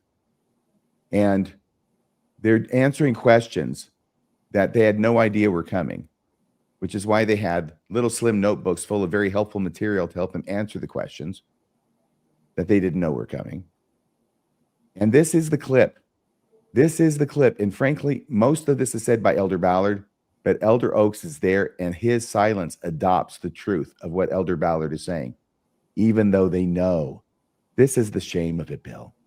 They know they're not telling the truth, because what they're saying is we've never hidden anything. These guys know they've hidden so many things. They've hidden graveyards full of things, and they know it. And they're going to sit there and say, we have never hidden anything from you. And the thing that really gets me is the wide-eyed, innocent, trusting faces on these little 13 and 14-year-old girls. Oh, yes, you would never lie to me. But here we go. Let me see here if I can bring this up. It's already on there. Yeah, I'm going to. Oh, is that already up? Did you already put it up, Bill? I did. Thank you very much. We have to switch back and forth in order to get the one that plays, in case you hadn't figured that out. And here we go. So doubt is a confusing word. In some aspects, we don't encourage doubt, and the scriptures condemn it. On the other hand, questions, sincere desire to know that aren't accompanied with a presumption of rejection, got to be gullible, are something that we wish to encourage. And some are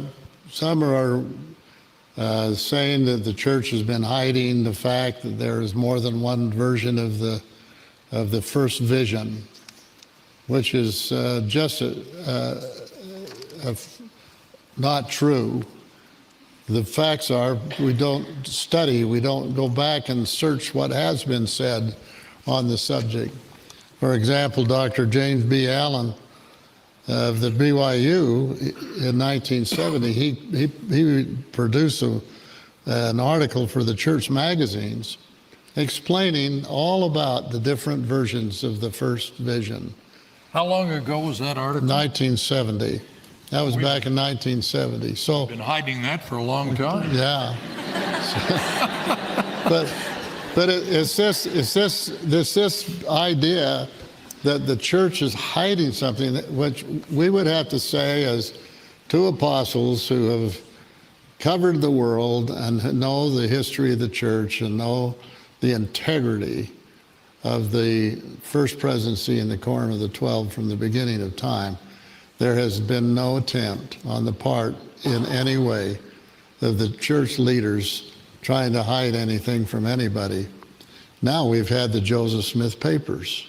We didn't have those where they were in our hands now, and so we're learning more about the prophet Joseph. It's wonderful we are. There's volumes of it. There's so much of in those books now in my bookshelf. Maybe you've read them all, but I haven't got. I'm a slow reader. That much. So just trust us wherever you are in the world, and you share this message with anyone else who raises the question about the church not being transparent. We're as transparent as we know how to be in telling the truth. We have to do that. That's the Lord's way. That one never grows old. I hope he repented of that before he passed away. If I was there, again, they do this with the youth.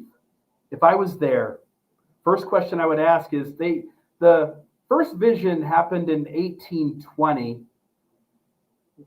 Prior to that 1970 article, when did the church talk about that 1832 first vision account? And they would have stammered. They would have not had, I don't know what their answer would have been, but they wouldn't have known off the cuff what the answer would have been. They would have had to have winged it and figured out something to say to appease the crowd. And my second question would have been, okay, well, I can see that there wasn't anything before that 1970 article. I'd like to read that 1970 article. Where would I find that? Would that be on, every member of the church would go to LDS.org or churchofjesuschrist.org. Would I be able to find it there? No. You have Nope, they cut off the church magazines that they have up on the website at 1970 for some reason, or 71. Yeah, they have been hiding that a long time. Yes, they have. And they hid it for decades. Mm-hmm. They hid it for decades before it was leaked to the public. And everybody knows the story now, and I'm so glad that it was leaked to the public after decades of being hidden in the church vault by Joseph Fielding Smith, an apostle and the church historian, until news of its existence was leaked to the Tanners who published it. And then Joseph Fielding Smith or someone at his direction taped the pages of the 1832 account of the first vision, mentioning only Jesus showing up in the first vision. No mention of Heavenly Father. He had to tape it back in and then arrange for some Mormon grad student to find it and write about it in his, I think it's thesis. I think it was his master's thesis, Paul Chessman. And that way, make it so, oh, I never hid this in the first place. Yeah, I think it's a strange thing when on one hand you say we can't lie, we are apostles of the Lord Jesus Christ, and honesty is the Lord's way. And then on the other hand, you write an entire article, and you give an entire talk and a whole article on gospel principles around lying, and then you name every possible way in which you can lie to cover up anything.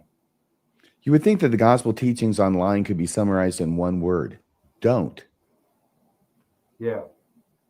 Then he has to give a whole talk about it. Let's see. I think that's it. Oh, no, wait. There's a number 14.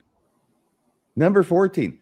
Some truth telling, sometimes telling the truth should be constrained, which means there's sometimes you don't tell the truth. Okay? This isn't the same thing we've talked about before. This is from the February 1987 Ensign. By the way, did I mention that in the prior thing, when Elder Ballard didn't even mention the Ensign or the Improvement Era, it's the Improvement Era, he just said in the church magazines? Say that again. In the prior thing, when Elder Ballard was talking about that article, he doesn't say, it wasn't in the Ensign, it was still in the Improvement Era. The Improvement Era became the Ensign. They changed the name. Yep. Right around 1971, which is where they changed, they only go back that far in the church website.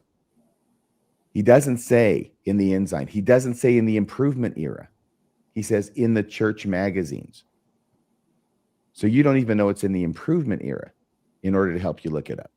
Yeah, it's sort of like when they don't tell you the name of somebody, but they point to something that happened, but don't give you enough information to go find it. By the way, I want to interrupt here for a moment. This will be a little inconvenient to what you're doing. But in 3 minutes, you're gonna have to get out of there. In 3 minutes, I'm gonna have to leave. And I don't know if you have these in there, but I have some honorable mentions that I'd like to put on before you go back to the ones you've got prepared. Are you going to be able to find another room, Bill? At worst comes to worst, I will go just somewhere in the library. But let me just show a couple really quick. I want you to be right next to the librarian. So here goes. All right. So here goes that temple mirror again, and I'll be really quick in sharing these. This one here, I just want to see if this was. All right, that was the race one. I don't need that one. I'm going to go to this one though. This was again hearsay. I have but that now, later on. Okay, you have that. Then I won't use that. Then we are all good actually, because the third one was the one on. The third one was the balance, number 5. So we're all good. Okay, I'll go back to this then. I just want to make sure that I got those in. Okay, don't leave me for long. All right, go ahead. Okay, I'm going to miss you horribly. I'm sure. Here's where he says some truth should be constrained. Now this was, that's right, I gotten this far, 87 Ensign. He says this, truth surely exists as an absolute, but, you knew there was going to be a but after that sentence. But our use of truth should be disciplined by other values. Wait, there are other values that say we shouldn't tell the truth. For example, it is wrong to make statements of fact out of an evil motive, even if the statements are true. Why is that necessarily a truism? I don't believe it is a truism. What he's trying to say is anti-Mormons are just trying to bring Joseph Smith down, so they got an evil motive. So even if what they say is true, you shouldn't do it, right? Then he says, it is wrong to threaten to reveal embarrassing facts unless money is paid. Yeah, it's a crime. Even if the facts are true, we call that crime blackmail. Just as the principle of justice must be constrained by the principle of mercy, continuing his quote, so must the use of truth be disciplined by the principle of love. So it's out of love that you lie to people. That is kind of unhealthy, isn't it, Bill? I don't usually use that word. You use that word a lot. But even I can tell that saying that you lie to people because you love them might be unhealthy. Also, when you make truth-telling conditional upon ambiguous ideas, such as the motives of another person, then you give yourself the power to decide when to dismiss, when to not tell the truth, when to tell the truth. And that's a game that anybody could play and brush off any piece of truth. The use of truth should also be constrained by the principle of unity. Now, by the way, among other things, what he's indicating there is the lie that they tell you that all of their council decisions are unanimous and that they have to be unanimous before they will take action, before it constitutes revelation under the new definition of revelation in the LDS Church, which used to be the old definition of apostasy. The councils, all 12 and the top 3, they all have to, be united. That is the unity that he is at least in part referring to here.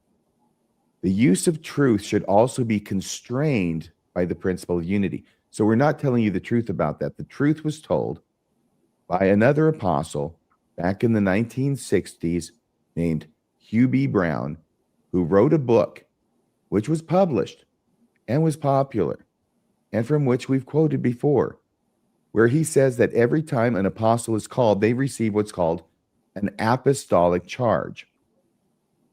There has been an apostolic charge since 1835, the first group of apostles. It's changed over time. And what he said was part of that apostolic charge that he received when he was called to be an apostle is this, that if there's a vote made in the council, right, the Quorum of the 12, that's what he's being inducted into. If there's a vote made in the council and you end up on the minority side of it, in other words, you lose the vote, the decision has been made by the majority. And the apostolic charge is that if you're in the minority, you have to present to everyone else as if that vote were unanimous. And that's what I hear him saying loud and clear with this last sentence that he wrote in the Ensign magazine. The use of truth should also be constrained by the principle of unity. Bill? Yeah, just that if telling the truth is going to cause contention in the church, then we should avoid it. That unity is a more important principle than truth telling. And think about how that can be used to keep the truth over there in the distance. Because if we told people that Joseph Smith married 14-year-olds, if we told people that the priesthood ban wasn't from God in the first place, then we'd have to deal with the repercussions of that, and that would cause disunity in the church. So now we can justify not ever laying the truth out. I can't hear you, Arthur. I said, wow, that's incredible, isn't it? Yeah. So that was number 14. Some truth telling should be constrained. So I think that's all we have. We read oh, wait, there's a number 15. Holy cow, the hits just keep on coming. Number 15, apostles have a duty to hide negative information. It sounds like we've done that before, but yeah, he's talked about it elsewhere. Oh, right. Mormon Enigma was a biography of Emma Hale Smith that came out in the 80s, 1984, I think. It was written by Linda King Newell and Valine Tippett Avery, who said, by the way, the church put the kibosh on them presenting on this book.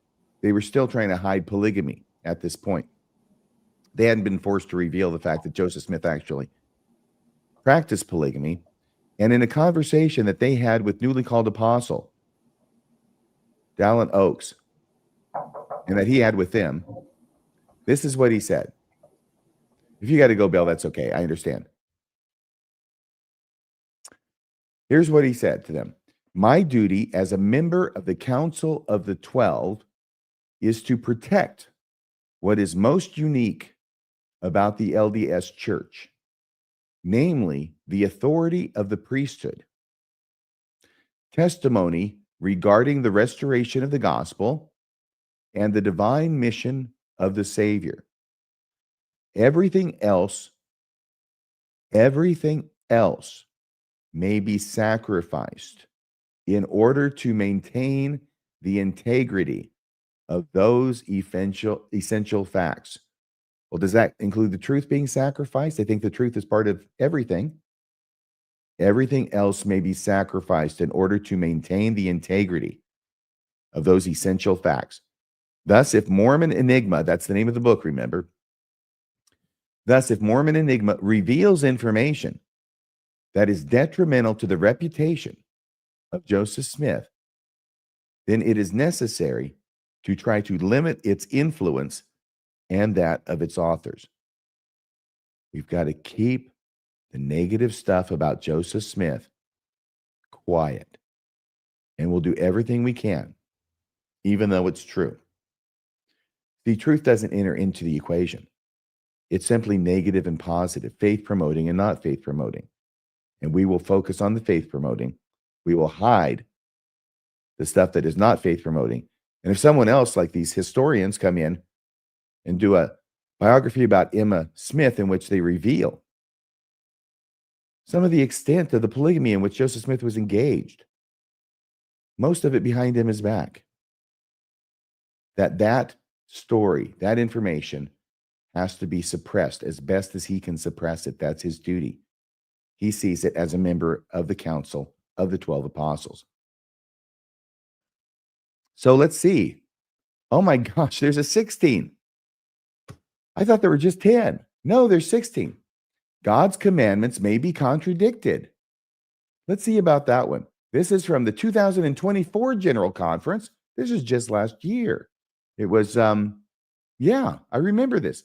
Here's what he said.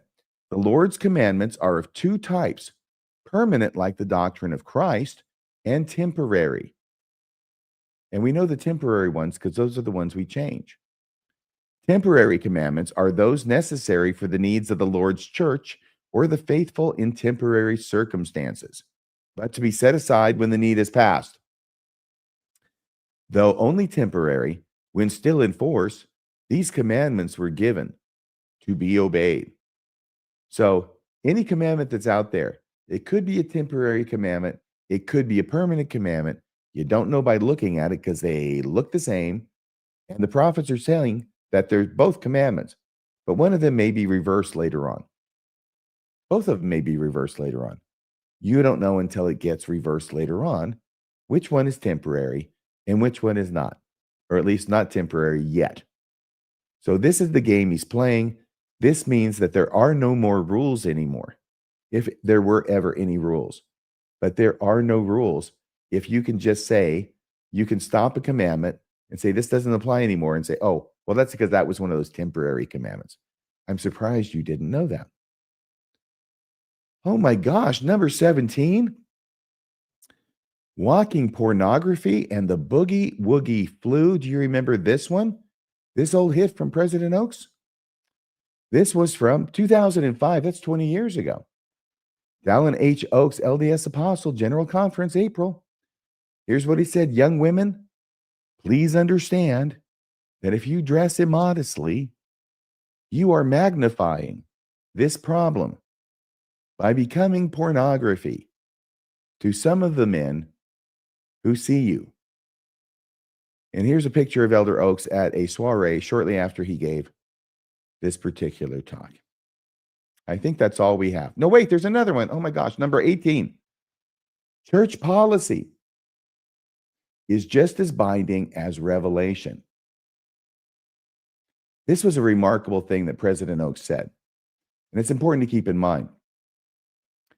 I think what he's responding to is a lot of the stuff that goes on, especially around the priesthood ban, a lot of the discussion that went on at the time goes on still. Oh, that wasn't a doctrine. That was just a policy. Policies can change, doctrines can't. That's what we used to call the permanent commandments, and the temporary commandments was doctrine and policy. But he's going to say that policy comes from God too, just like revelation does. So how do you draw the line? He says you can't draw the line between policy and revelation. So I think for him, this idea about the priesthood ban, it doesn't make any difference whether you call it policy or revelation. He is laying the credit for it at the feet of God.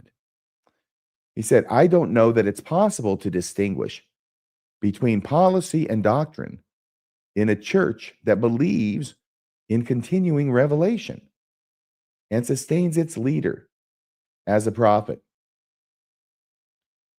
That's an interview with the Times News regarding the race ban. That was June 9th, 1988, page 15. Yep. Okay, surely that's it. No, 19. Oh my gosh. The grizzly bear. It's hard to stage manage a grizzly bear. The thing about this story is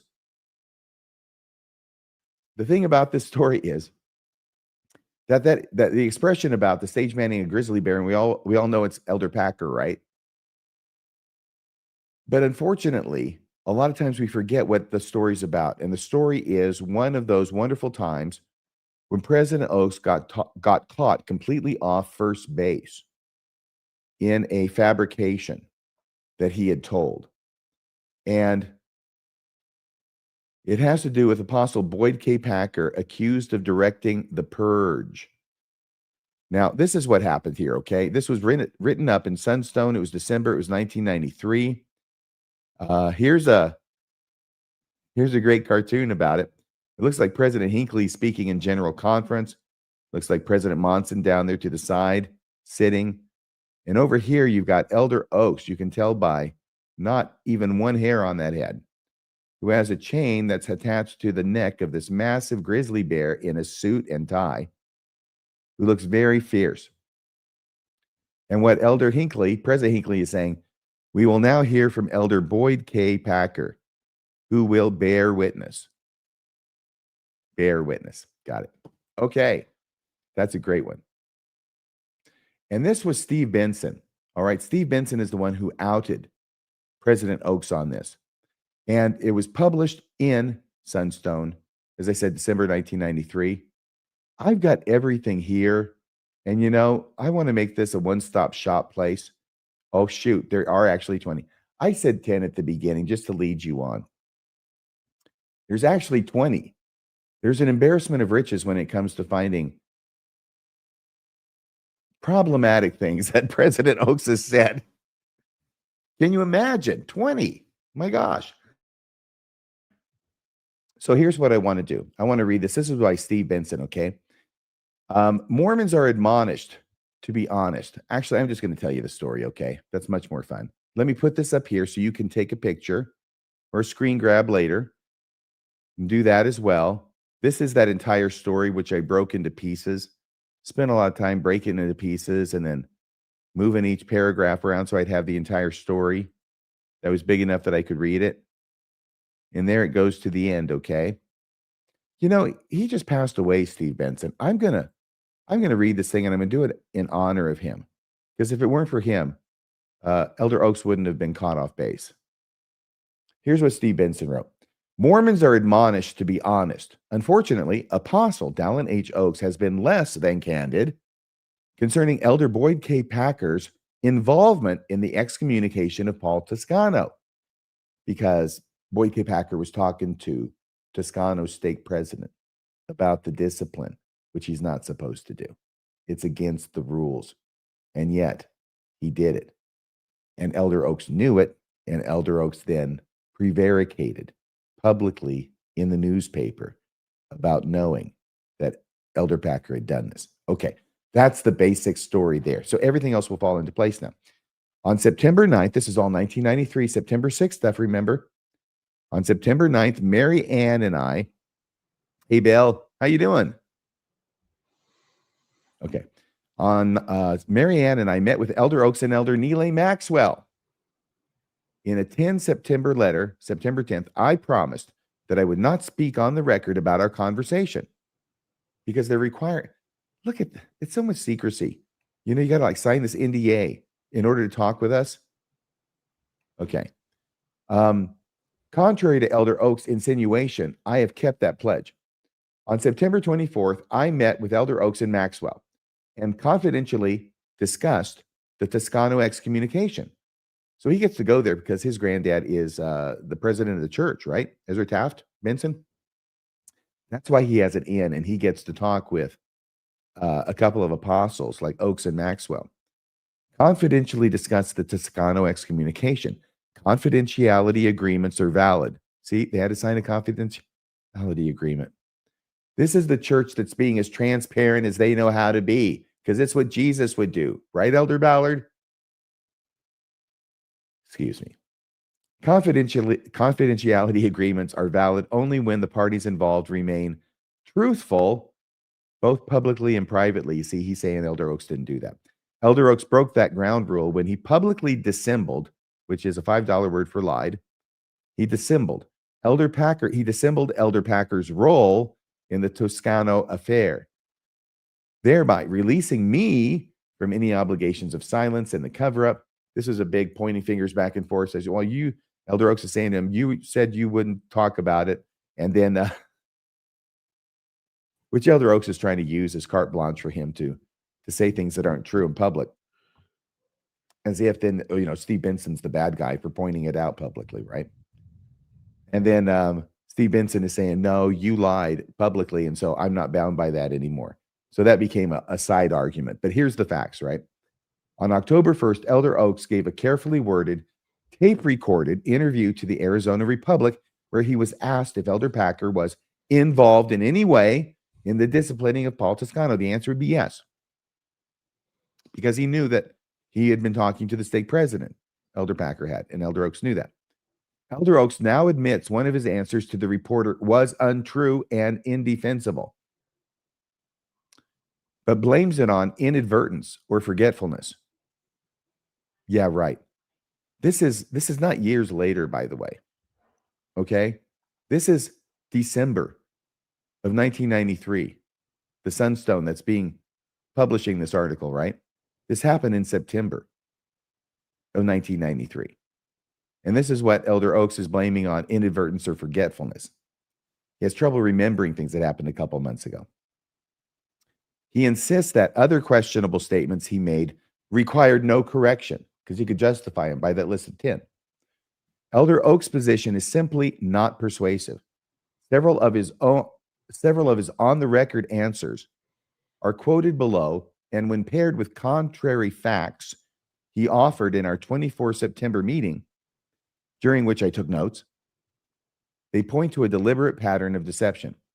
Elder Oaks says, if Elder Packer is having any conversation with Kerry Hines is the name of Toscano's stake president, it is outside the normal channel. Okay, this is what he said in his interview that got published, which contradicted Steve Benson felt what Oaks had told him in that private meeting. By framing the Packer-Hines conversation, Boyd K. and the stake president, by framing that conversation hypothetically, Elder Oaks falsely implied personal ignorance of whether the two had met. So he says, if Elder Packer is having any, he's acting like he doesn't know that he did. That's the beef that Steve Benson has. And I think it's a beef that's worth making. That's why he says that Oaks said it hypothetically, because he said if. It says Elder Oaks falsely implied personal ignorance of whether the two had met. He furthered the deception by leaving it on the record. In truth, because he had a chance to correct it, and he refused again. Elder Oaks told me they had met, saying President Hines, the stake president, quote, called and asked for a meeting, unquote, with Elder Packer. Elder Oaks, once again, from this publication that he's responding to, quote, I have no knowledge of whether he, Elder Packer, did talk with President Hines, unquote. And I think that's the one that really got Steve's goat, because that's an out-and-out denial. He's not just putting it in the hypothetical. And Steve writes, to the contrary, Elder Oaks knew the discussion took place when and only when he was warned on October 6th that this falsehood would be exposed if he did not correct the record. Did he call the reporter and retract it? Elder Oaks may want to explain the contradiction between his private claim of being surprised by the Packer-Hines meeting and Elder Packer's public claim that the 12 gave prior approval for that meeting. Now, that is a very important parenthetical statement, okay? Because someone's not telling the truth here. And if it's Elder Oaks is simply dissembling. But if Elder Packer's telling the truth, then Elder Oaks is dissembling. But the issue is that all 12 gave Elder Packer permission to talk to the stake president about the Toscano excommunication. So that would be even worse if Elder Packer were telling the truth. Elder Oaks also told me, this is Steve Benson continuing, Elder Oaks also told me he later spoke with Elder Packer, advising him that his meeting with President Hines violated disciplinary procedure and that Elder Packer had no authority or responsibility in this area. He said he strongly urged Elder Packer to avoid such contact in the future and admitted he expected Toscano to sue the church, quote unquote. This also contradicts Elder Packer's claim of prior approval. Of course it does. Hey, Bill, are you in the libraries? Are you like even in a place where you can talk? Can you hear me? Yeah. Okay, sweet. I think the microphone's finally working. I think the big deal here is when he talks to the Arizona Republic, he indicates things in such a way as to not be honest. And the whole reason that Steve Benson felt safe in coming forward after, if I'm not mistaken, promising some degree of confidentiality. They signed confidentiality agreements. Is because Elder Oaks broke his side of the agreement by trying to portray things inaccurately to the media. In other words, I want to agree with you that you and I don't talk about this thing, but then I'm going to go over here and portray this thing falsely. And then you're supposed to still keep your agreement. The part that we all gravitate towards in the story is the stage manager grizzly bear, but that's not in terms of Oaks. It's this dishonesty about what he says to the Arizona Republic and his breaking of a confidentiality agreement that allowed Steve Benson to go forward. Yes. He continues, summarizing, Elder Oaks told the reporter, once again, this is what Steve Benson's responding to, this published interview with Elder Oaks in which he dissembled. Summarizing, Elder Oaks told the reporter, quote, so that's all I know about that at this point, period, end of quote. As one can see, Steve writes, he knew more, but denied it on the record.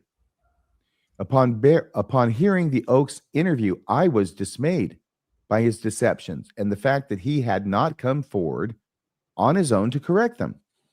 I faxed him a letter on October 6th detailing what he told me on September 24th in their private meeting, compared against what he told the reporter on October 1st. I was pleased when on the evening of October 6th, the reporter told me Elder Oaks had called to retract. At the same time, however, I was disappointed to hear that Elder Oaks had accused me of extorting information from him and suspected me of using our private meeting as a ruse to gather material for a newspaper story. Several days, sorry, boy, that is really small. This is another parenthetical statement. Several days later, I learned that he had improperly divulged to the reporter, for the record on October 6th, the nature of the private conversations between Elder Oaks Maxwell and myself, making this another breach of confidentiality on his part. You see, there's a little bit of justification going on back and forth. But he goes on now with the facts. On October 7th, I faxed Elder Oaks a second letter, primarily to remind him that if I had ulterior motives, he would not have been afforded an opportunity to clarify the discrepancies between his private and public statements. I thanked him for availing himself of that opportunity. That thank you proved premature, however, because at the time I wrote it, I had not been fully informed that Elder Oaks had chosen to leave his other false statements on the record. Elder Oaks' decision to deceive became clear a few days later. On October 10, an article appeared in the Arizona Republic containing some of his other falsehoods, specifically his claim that if Elder Packer is having any conversation with President Hines, it is contrary to what I know about Elder Packer and how he operates. So once again, another deceptive quote, implying strongly, in fact, almost urging the conclusion upon the listener or the reader that Elder Oaks had no knowledge of this incident. By this point, it had become readily apparent to me that Elder Oaks would not fully set the record straight, even when given ample opportunity to do so. On October 11th, I went public because I could not allow Elder Oak's deceptions to go unchallenged, or the abuse of ecclesiastical power by him and Elder Packer to go unchecked. Hey, Bill, are you in a place where can you read a little? I mean, Yeah, God sure. forbid that anybody should read in the library, but I mean, read out loud. Yeah, tell me where we're at, and I'll be happy to. Just right in the middle. The whole column. Yes, please. Okay. On 15th October, I faxed Elder Oaks another letter explaining why I felt his failure to publicly speak the truth necessitated that I openly address the Packer Heinz Toscano affair.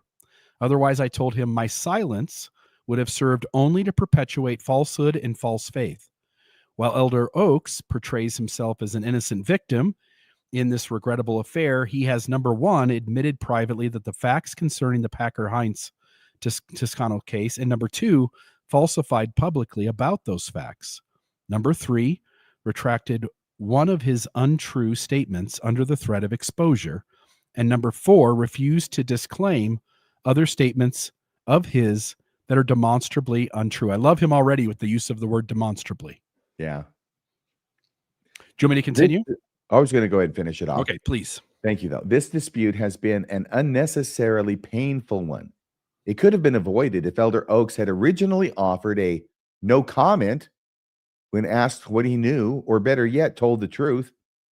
Instead, his disposition seemed, with regard to Elder Packer, to want to cover our sins, or to gratify our pride or vain ambition, or to exercise control or dominion or compulsion upon the souls of the children of men. One would hope that in the spirit of love and reconciliation, church leaders will reach out to those who have been harmed by this inappropriate exercise of priesthood power. So, yay, Steve Benson, thank you so much for bringing that to the attention of the public, because only you knew. Well, I guess Elder Maxwell knew, but he wasn't talking, was he? Hey, Bill? That would have hurt the whole agreement that unity is more important than truth. You're right. Absolutely. Elder Maxwell, it's not his duty. It's whoever's above Elder Maxwell. And whoever decides to lie in the church, there are lots of reasons you don't have to expose that. And one of them is you would cause disunity. Another is that at the end of the day, it's the higher authority who gets to determine it, and you're the lower authority, so you don't say. Yes. All right. Well, here we are. We have that. That was number 19. And finally, on our list of 10, number 20, do whatever the prophet says, even if it will change. This is President Oaks from 1988, an AP interview and published in the Provo Daily Herald on June 5th of 1988, where he said, I decided a long time ago, 1961 or 2, that there's no way to talk about it in terms of doctrine or policy, practice, procedure. By the way, let's contextualize this, okay? This is talking about the priesthood ban. The question that is put to him about the priesthood ban and temple ban is, did you feel differently about the issue, that issue, before the revelation, the 1978 lifting of that ban was given? So the question is, do you feel differently about the issue of the priesthood and temple ban before the revelation was given? He says, I decided a long time ago, 1961 or 2, that there's no way to talk about it in terms of doctrine or policy, practice, procedure, which means all of those, you run into a brick wall and you burst into flames. If you try and go down any of those avenues to explain this ban, and then it's lifting, it doesn't go well for the church. So that's why he declines to answer under any of those venues. He's thought about them and realized there are no wins. Okay, so he decided a long time ago, there's no way to talk about the priesthood and temple ban in terms of doctrine or policy, practice or procedure. All of those words just led you to reaffirm your prejudice, whichever it was. I don't know why that would necessarily be true either. I believe that he may have found it was true for him, but I don't know why it'd always have to be true. He says the only fair, just way to think about it is to reaffirm your faith in the prophet.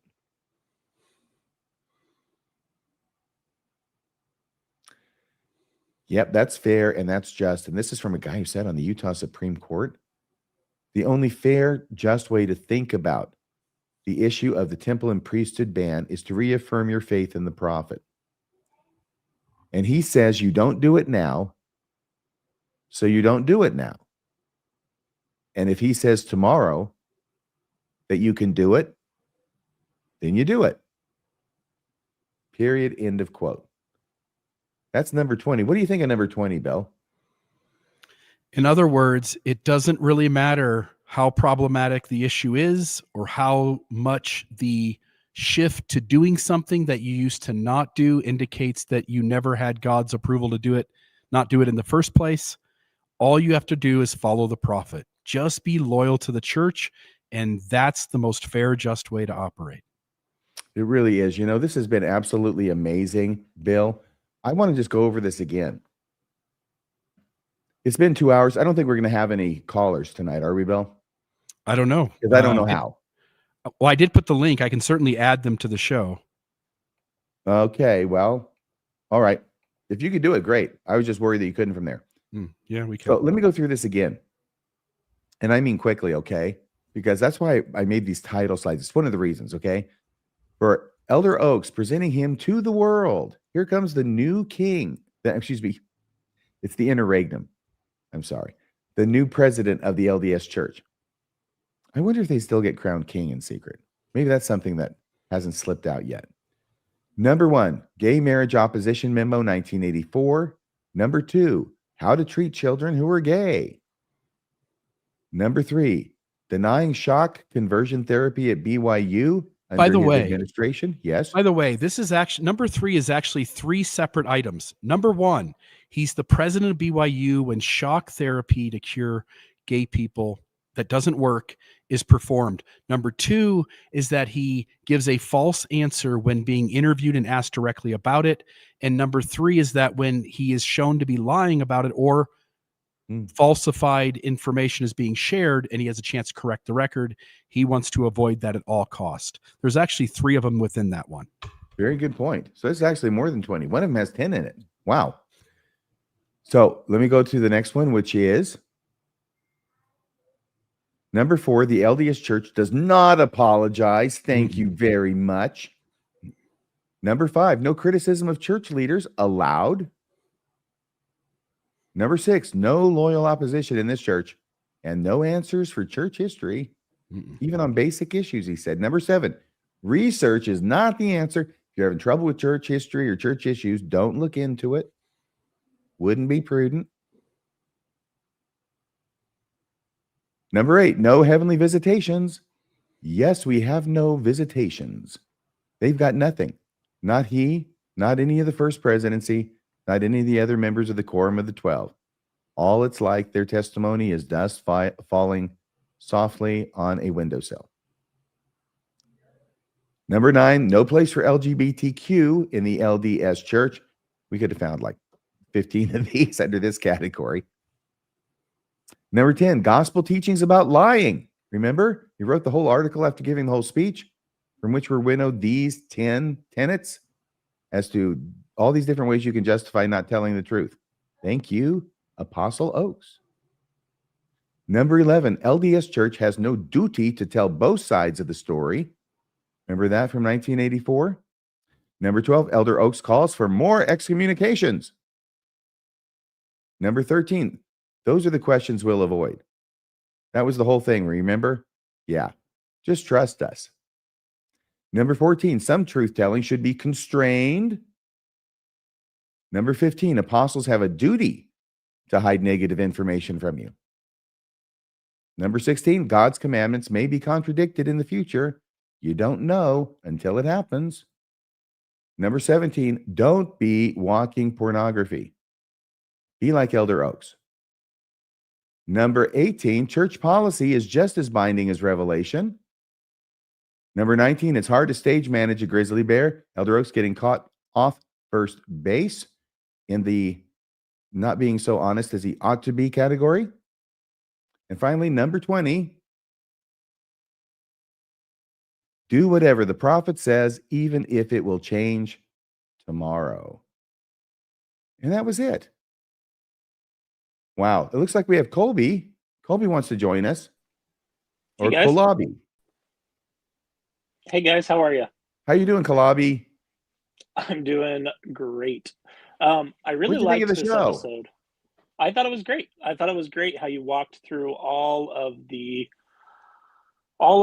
dishonest pattern that Dallin Oaks has had. I had one thing to add. It's maybe not dishonesty, but I think it just shows his concept of leadership and just shows how defunct he is at that.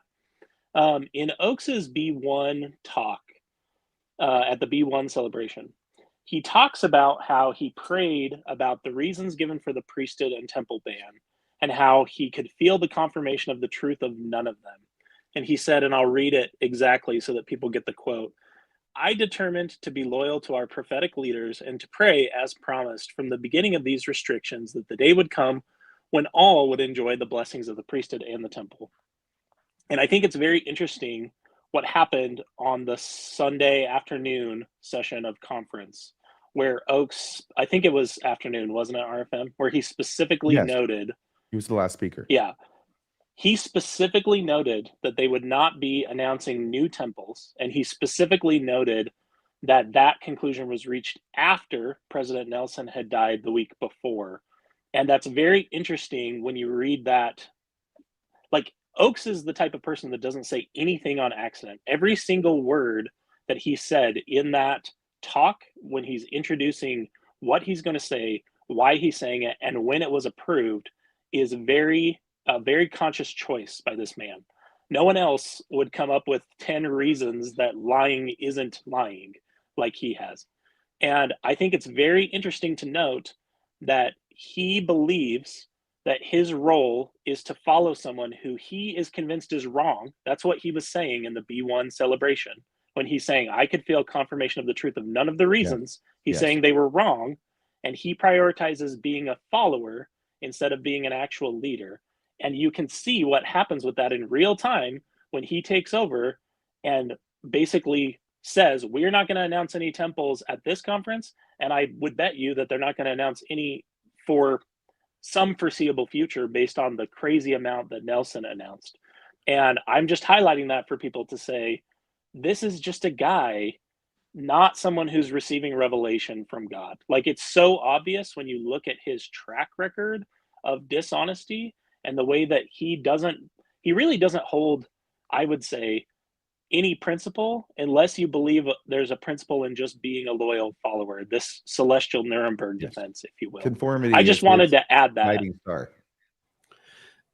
The first law. I just wanted to add that. The first law of Sorry, heaven is obedience. Obedience to the church is loyalty. By the way, I don't think it needs to be drawn out here in this conversation, but the B1 conference, I think the quote you just pointed to, another important facet of that is him still justifying that while we've gotten rid of all the theories behind the ban itself still remains from God as the church's point of view. Yeah. That's true. And I think he's doing the same thing with the basically putting a halt on temple building announcements by basically suggesting he was fine with it as long as Nelson was making the decision. But the second that guy's dead, I don't think he was fine with it at all. Well, he was fine enough to go along with it. And the minute that guy is dead, I mean, literally before he's even in the ground, he then comes out and says, and we're not doing this anymore. So what that shows you clearly is that whether, a believer would want to attribute it to inspiration or whatever, just his personal opinion, he didn't agree with Nelson's course. You can see that by how quickly he changed. It's almost certain that there's some recording of Nelson giving a talk that was recorded before he died, where he announces additional temples. Yes. And it would be very interesting if that ever leaked. And then we could see in real time how much that leadership changed when that death happened, how much it changed things. Do you know that Rebecca thinks that she knows one of the temples that's on this list? Oh, wow. No, she hasn't told me that. Because it's down in Texas. It's not that far from Houston. And Her sources are telling her that there have already been people called to temple callings within this area, which are not for any temple that exists, but they are being called in advance of that temple being announced, which now apparently it's not going to be announced. This is her story. I tell you, I was talking with Randy Bell, I think it was last night. The thing that stunned him and bowled him over about conference was one thing and one thing only. And he said how Elder Oaks came out and just kicked President Nelson in the way he handled this. Absolutely. He's Because telling he said, you're an he- idiot. You've been doing crazy stuff. You've been announcing temples like hell isn't having any, and we're way behind. And this has been some kind of ego trip for you. We're not doing it anymore. And not only that, we're not even going to give you one. We're not even going to give you 3 or 5 of these things and announce a couple, just for the Gipper who just passed away. No, it's 0. Right. Out of probably 18. I'm sorry, you're saying something, Colby? Well, I think what I would have expected, to Randy's point, what I would have expected is I definitely would have expected it to slow down after Nelson.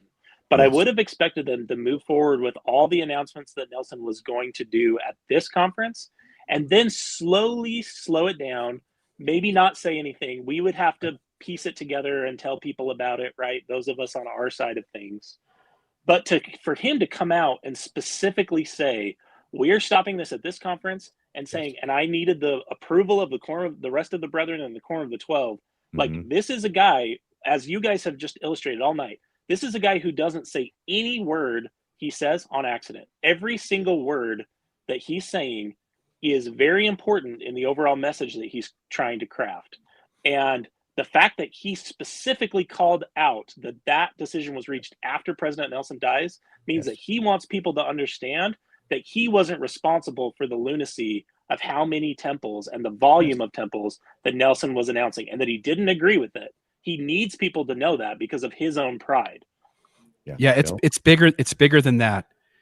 If this was your friend that you served in the first presidency with, the way that you let the whole church know in this magical moment that everyone would have felt elevation, emotion, they all would have felt the Spirit, is you go in honor of President Nelson. He had already received revelation for these temples. And what's 10 more? What the hell? They've already got 265 billion. They've got it. It doesn't matter.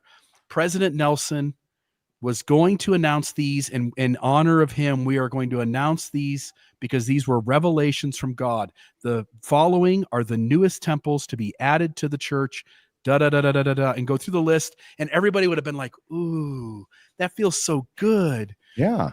No, you're right. He was like, this shit stops now.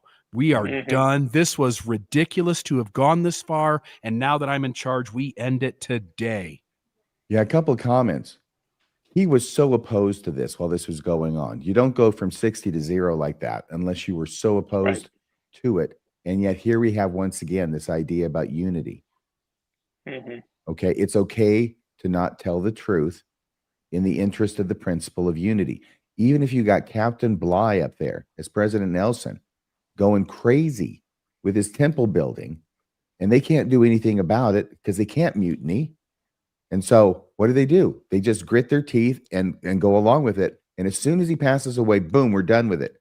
That unity that was being presented on the temples was all fake.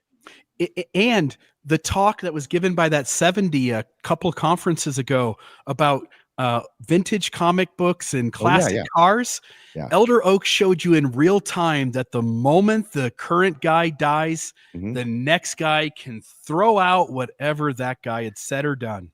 What I like so much about what Elder Oaks said was that when he gave his opening comments at the beginning of General Conference, he said a few lines. And one of the main things he said was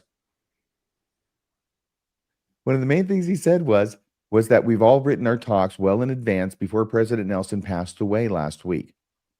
And we know how much Elder Nelson loved General Conference. And so in honor of General Conference, we're going to go ahead with it the way we had it planned. So what that boils down to is that Elder Oaks said, in honor of President Oaks, we're not going to say anything in general conference about President Oaks. I said Oaks. What President Oaks said is, in honor of President Nelson, who's passed, we're not going to say anything in general conference about President Nelson. And we're going to keep conference the way it was originally planned, Yes. except for these damn building of temples. This ends today. Yeah. Mhm. Alas for President Mhm. Nelson, we shall hear from him no more. And I think that's such a clear signal to people who want to remain members of this church that what Oaks, so the model that Oaks has as a follower, which is blind obedience, that's what he will expect of the rest of the Quorum of the 12 and of the members of the church now that he is the king. He will expect that absolute, unquestioning obedience to whatever he wants to do because that's what he's done for 9 decades. Well, I think he's earned it. I just wanted to add this while you guys were doing this great illustration of why Oaks is not fit to be in charge of a Jamba Juice, let alone a $250 billion church. Yeah. I mean, they've got those mixers that go around real fast with those little blenders. You can hurt yourself with one of those if you're not careful. Can we also just say how absurd it is that a guy who was a law professor, I'm a law professor, a guy who was on the Utah Supreme Court ever said the phrase, research is not the answer?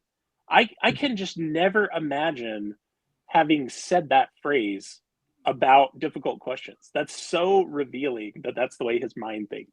I'm in favor of freedom of speech, but I think that if there's one expression that a lawyer says that should get them disbarred or at least disciplined, it's the expression, research is not the answer. Yeah. Great Crazy. show tonight, guys. Thank you for letting It's me almost know. like trust funds are my own personal slush fund. You know, Thank that kind you, of thing. Thank you, Kalabi. See you You're later. welcome, Bill. I hope Thanks for that joining us. I hope that everybody in that library heard you say, "Ooh, that feels good" when you were talking about elevation of motion, because that would be really funny to overhear in the library. They're Have a good back night. there. They're back there. They probably are listening in. They're listening from the stacks. Have a great day. See you guys. Bye-bye. That's Well, it. Bill, that's about it now. We're Yeah. here at over 2 hours. You know, I intentionally teased this. I teased you, and I apologize. I was shameless about it. I emphasized that there were only 10. This was a list of 10 when I knew that there were actually 20. But I thought if I tell you they're 20 and we go through 20, that's one thing. That's a lot. But if I tell you 10, that's a lot. And then if there ended up being 20, then you start appreciating, I think, in dramatic fashion. I hope.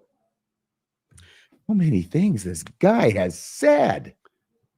This guy has clearly demonstrated to the church and its membership who he is, what he stands for, what he believes in, and what he can justify that's unhealthy in him and his religious system.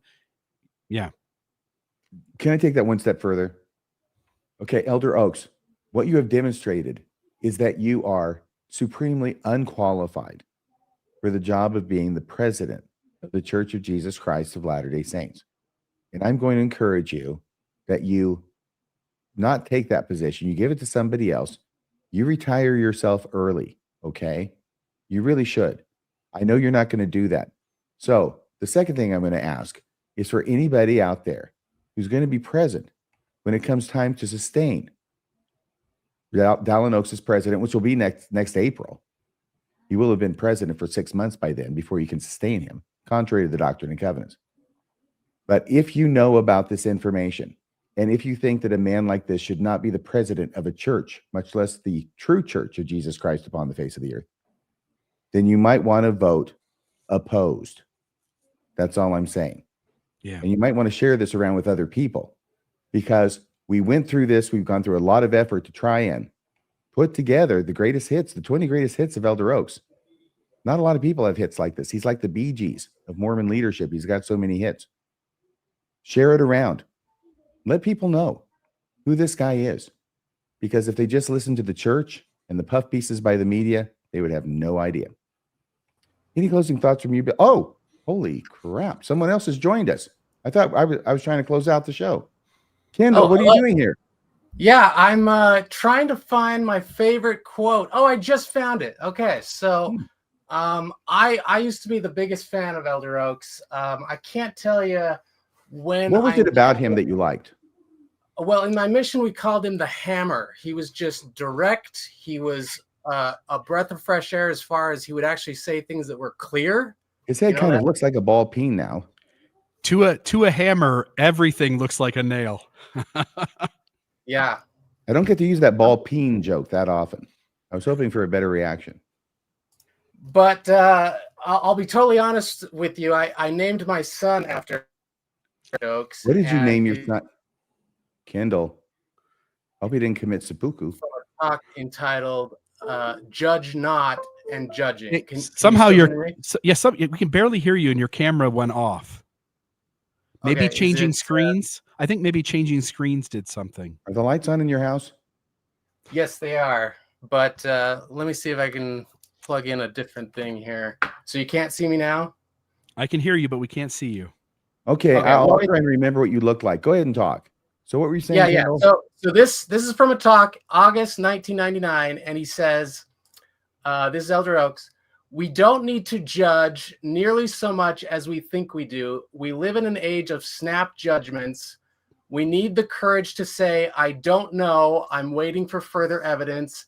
I must hear both sides of the question. It is this suspended judgment that is the supremest form of charity. And so I agree with everything he said in the episode, but I just have to say that like some of the things he taught were really good. And this is one of the things that I thought it was very helpful. I've used it throughout my life. Kendall, I got to tell you, what I'm hearing him say is that living in a constant state of cognitive dissonance is the supreme sacrifice that you must make to be an informed member of this church. Okay. Can you see that in there? Can you read it again? Yeah. Let me pull it up here again. Talking about the quote, I'm sure. Yeah. Whoops, I do have. So your kid's first name is Dallin. Did you give him a middle name that goes along with Dallin Oaks as well? No. His middle name is James, but also scriptural. So here it is again. We don't need to judge nearly so much as we think we do. This is the age of snap judgments. We need the courage to say, I don't know. I'm waiting further evidence. I must hear both sides of the question. It is this suspended judgment that is the supremest form of charity. But if you read the whole talk, it's kind of in the context of when you read the news and you jump to a conclusion before Do you think know. he's really talking about the news in general conference, Kendall? Well, of course he's not. He's talking about the church. Yeah. I must have been watching general conference too long because it's obvious to me what he's talking about. He's not spending general conference time talking about news. He's using the news as a substitute to talk about a principle he thinks should apply to news, which he is sub silentio applying to the church. The only way to continue believing in this church when you know all the information is to go, on 1,000 issues, it looks like the critic's right, but I'm going to hold out judgment that someday something's going to come forward that'll straighten it all out. And that talk seems, at least that quote, could be used to get somebody to side that direction. And by the way, Kendall, remember this guy who says you got to wait until you hear both sides of the story is the one who's already gone on record of saying we're not going to tell you both sides of the story. Yeah. Yeah, and I think Kendall. Yes, I'm back here. Yes, again. Yeah, and really, I had forgotten about that talk where he said the different ways to lie. I was exposed to that when I was an institute teacher. I can't remember if a fellow teacher did it or if it was an official training, but I do remember being given that idea of like, hey, don't say everything, and here's a good reason not to. And I remember thinking at the time, like, it was really good of like, oh yeah, the Lord wants me to like use these things to lie. Lord wants me to lie. Yeah. And now I look back and it's one of the biggest evidences of how the church has an inculcated justification to suppress our internal moral compass and replace it with what is good for the church. Like one of the top reasons why this church right now, I want to love it. It's still my culture, but I can't deny that it is very destructive to people and communities. Like, really, as an institute teacher, I'm nodding along saying like, oh yeah, I'll lie for you, you know, just like not realizing the implications. It's so crazy to me now. But however he meant the original quote about not judging, I have taken it to mean, hey, don't jump to conclusions until you hear both sides. But I agree, you can take it the way you were saying. See, and everybody would agree with that. This is one of the things. Thank you for bringing this up, Kendall, because this is an excellent example of what I was talking about earlier, as to where Elder Oaks will bring up a principle in one context, which everybody will say, of course, that makes sense. But then he will broaden that context and apply it in situations where nobody would look at it and say that makes sense.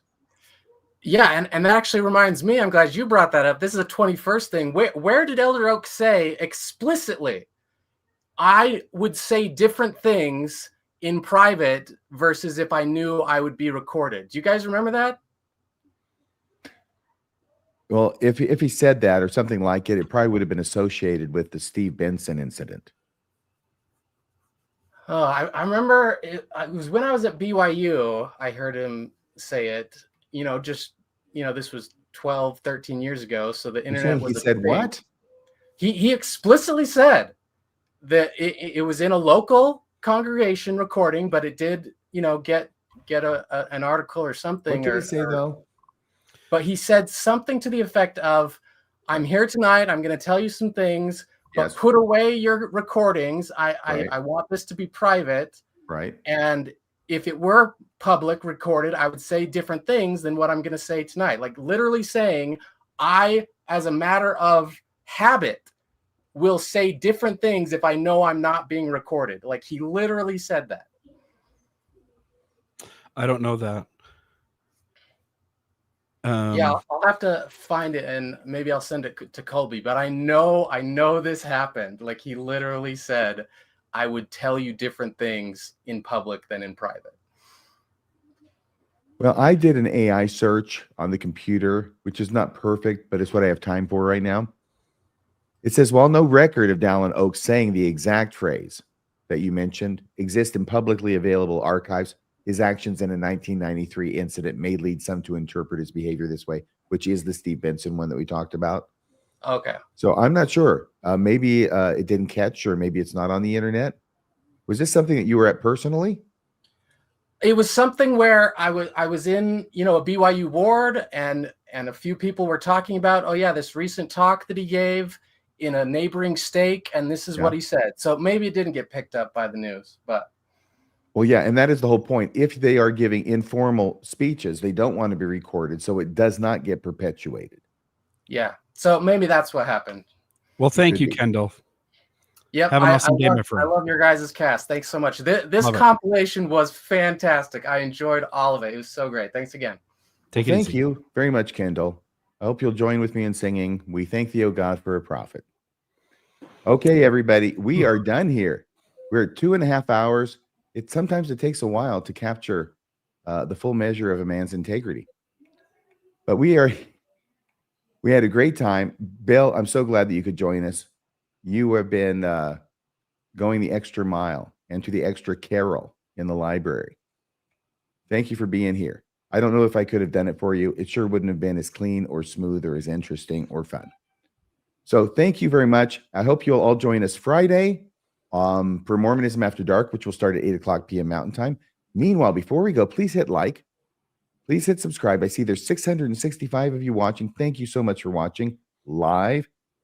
If you want to be in the live chat where all the action is, please just go ahead in the live chat. There's a lot of fun that happens there. I know there's so much fun, so many interesting comments being made, so many interesting insights being made. I encourage you all to be part of the live chat if that kind of thing appeals to you, or you could just turn it on and watch it while the show's going on if you like. However you like to view the show is fine by me. Just hit like and hit subscribe, please. And if you could go to Mormon Discussions, right, Bill? Help me out here. You can go to mormonismlive.org.